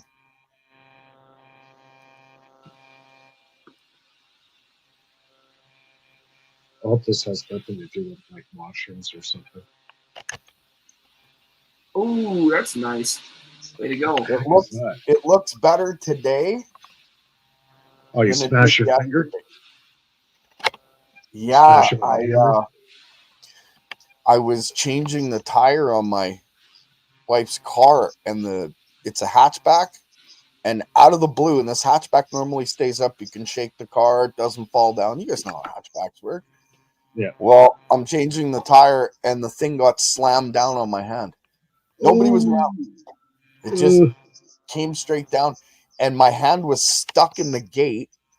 And my right hand, I couldn't reach the latch, so I had to rip my hand out from underneath the gate, and you could see the break in the nail from it happening. So it's weird. Every time I have a breakthrough, something freaking weird happens to me, and that happened. So now that it's healed to the point where I continue working on what I'm working on, I'm hoping to have it done by Friday. But I think so you've learned a lesson. So every time you get a breakthrough, you got to go into your bedroom and lock the door. Yeah. For a week at a time. Yeah. Yeah. No kidding. Yeah. No, I don't do that. I'll take the hit. I don't care. Mankind needs the help. I'll take the hit. Nah, you can't hide away from it anyways. Fate will just wait for you right outside your door until you're vulnerable and get you anyways. Yeah. And you know what I say? Bring them on. Yeah, I would say it's pretty obvious that there are some forces at work here that will do absolutely anything and everything to make sure the shit never gets out. Perhaps. Or it could be just bad luck.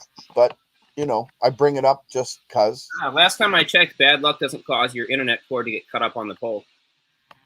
Yeah. Yeah, there is that. There is that. Yeah, there is that. But, yeah, you know what? I kind of wonder if this Friday, are you showing anything off this Friday? Do some live experiments, Jeremiah?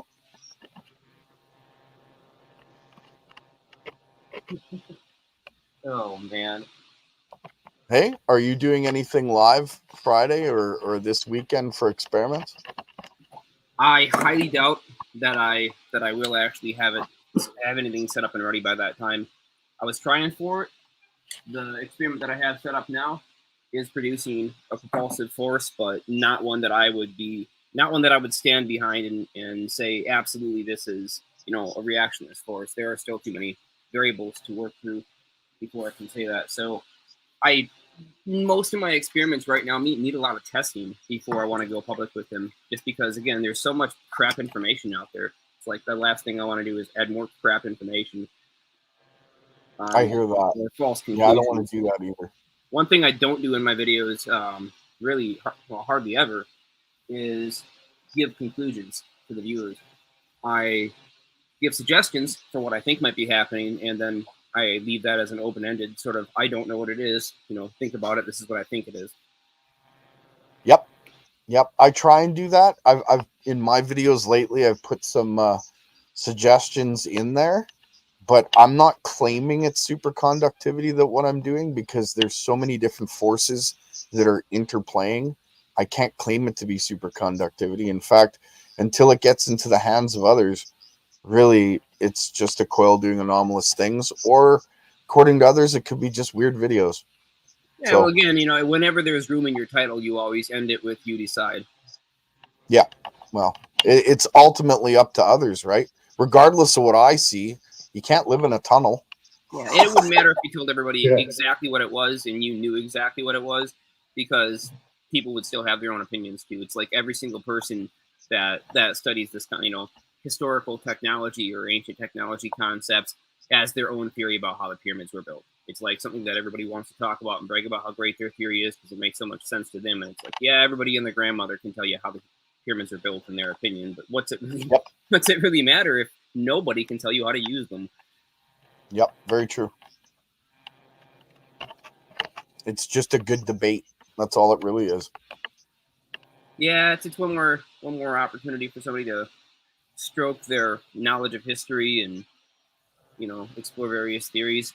It can be a good discussion, though. You know, good open debate allows the opportunity for people to test their ideas against other concepts amongst the community, and that can help them error correct and fact check and stuff. So, you know, a lot of people, they just do these debates purely for the sake of wanting to improve their idea. They aren't all Jack Sarfati. You know, they don't come in there telling you exactly how it is, for the most part. Yeah, I hear you. Absolutely. Well, that's not a rip on Jack Sarfati either. Just, you know, I like Jack. I like his theory. He's From my understanding, he's almost dead on, except there's a couple things missing. But of course, because of who he works for and with, I imagine there's a lot he can't say. So, who's this? Jack Sarfati. Oh, Jack Sarfati. He's no crackpot, man. That guy, when he did his interview with Tim Ventura, and then he did the APEC, the one right before that, and then the interview with Tim after that, he was dead on about what he was saying. I fully believe that they have it. Well, at least from my experiments, what's that? At least theoretically, because they've never built any working models or test proofs of it. I don't know about that. I only say that because he said he was read in. Okay, now if you're read in, that means they actually have a system that they've either tested or been running. And from what I'm seeing in experiments, I fully believe what he's saying is true. They have it. I don't know, but it's just a theory. Yeah, I mean, by they, I don't think that Jack's ever put his hands on any of this stuff or actually seen any of it operate. That's all I'm saying. Oh no, I don't think he's actually been in front of one. I just think that he may have read somewhere through his contacts that they were for real. In fact, that he stated that. I think a lot of it was put on him to try and create his own system of mathematics, and then he would pump that to the right people and sort of have them error check it to see if it made sense for what they were actually doing and what they knew worked. So as far as I understand it, I think he had the opportunity to talk with people that were on insides of these programs and sort of told them, yeah, this math makes sense to us, or no, this is absolutely wrong, you got to fix it. Yeah. Know what material I'd love to get my hands on is that aerogel stuff. Oh, wouldn't we all? Oh god. Can't you make that stuff, Jeremiah, or is it like I can make graphene, no problem, but making aerogel is quite a bit more complicated. It is, eh? Oh yeah. I don't know. I've never made anything like that. What are the electrical properties of aerogel? Incredible. Depends on its type and its construction, though. Really, there are many different types and formats of aerogels, and some of them are basically inflated carbon mesh. And those are the ones you'll see this kind of looks like a circular kind of block of coal. Yeah. But it'll be balancing on top of like a flower petal, and it's like almost as large as the flower itself. So it's just the stuff is so insanely light. The electrical properties of that material are some of the most incredible that exist right now. What, superconductivity or? It exhibits superconducting like properties. It has a massive electric field potential. Now, if you were to somehow mold that aerogel over, say, a wire conductor or a coil, I wonder what would happen. I wonder how the properties of the coil would change with that stuff on it. I suppose for really high frequencies, maybe you'd get something, but I think aerogel's best properties are actually going to be found in its modification to refractive index for super high frequencies, and in certain specific types like that inflated carbon aerogel. That's it's different than the clear stuff. This stuff is like a solid kind of black, and it's completely opaque. But that stuff, aerogels like that, could revolutionize a whole lot of different technologies. For example, they're actually being used right now in the fastest transistors which currently exist. They operate into the I think they're like, what are they up to? Like 45 gigahertz now, with apparently prototype units having been developed and built, just a couple of one-offs, and they've been tested up to terahertz. I shit you not, terahertz. Terahertz speed, wow.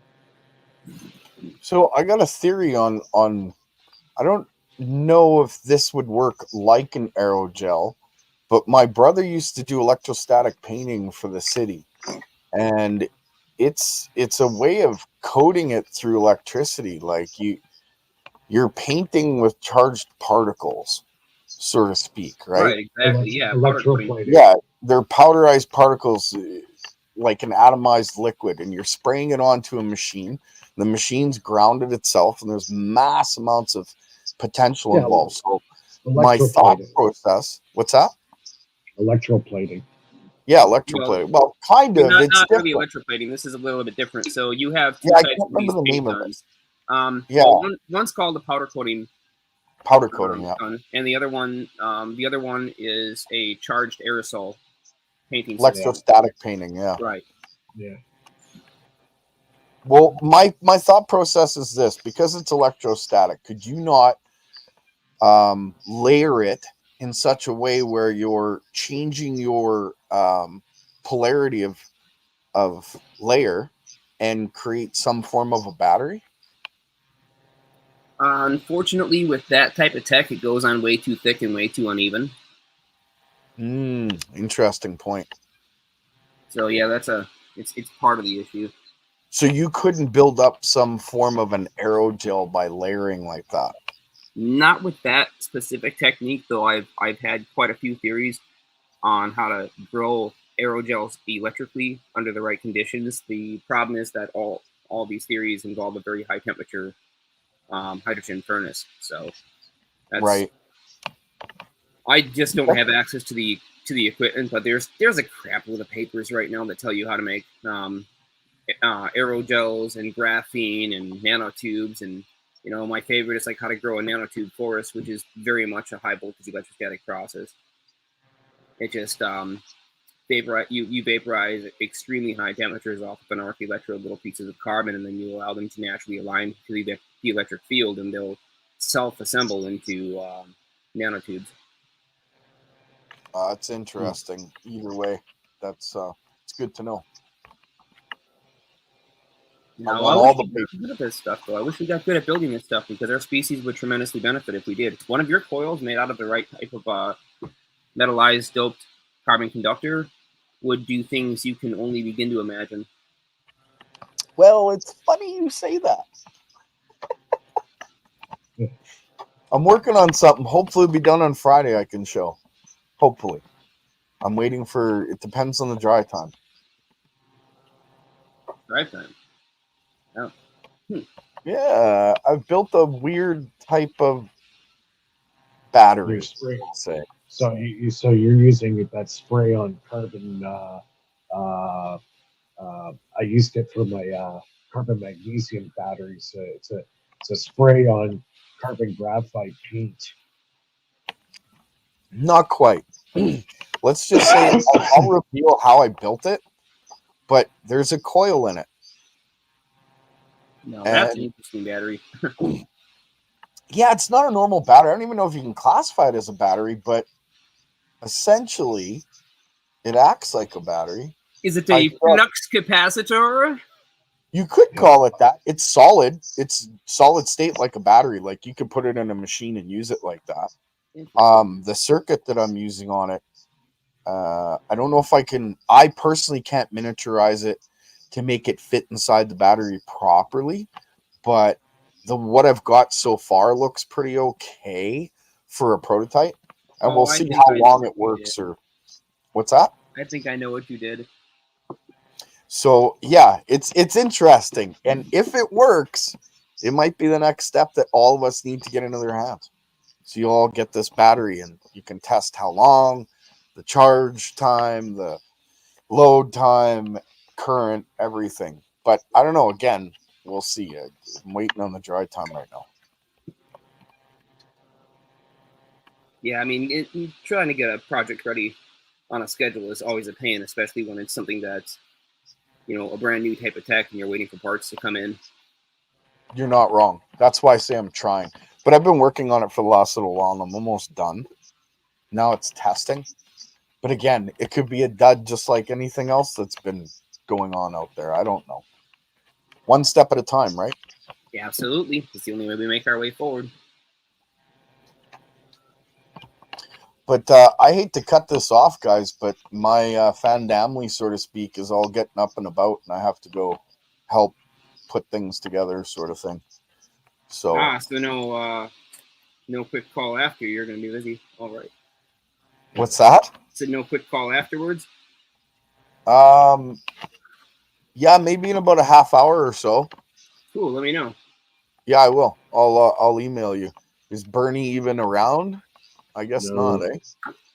I'd probably step out for a smoke. He's making coffee and a smoke, and he left his banana behind. I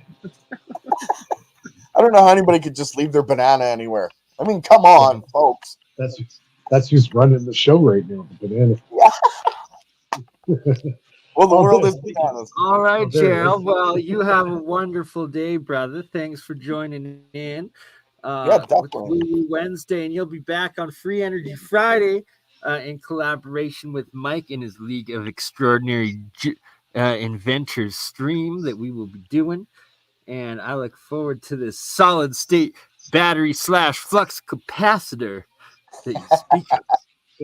That's what we should call it, the flux capacitor. Yeah. That's awesome. All right, And the trolls will be out to get you. Bernie's losing his banana. He lost his banana. Oh, I've been bananas a long time. All right, we just monkeying around. I hear that. All right, thanks for the invite, brother. We'll talk to you guys all real soon. Let me know in half an hour, G. Definitely, I'll email you. Everybody have a blessed day, and it's 3 hours and 36 minutes in. I think it's about time to wrap her up. Any last words, Mr. Mike or Jeremiah, good sirs? No, I think that's about it. We covered some good stuff.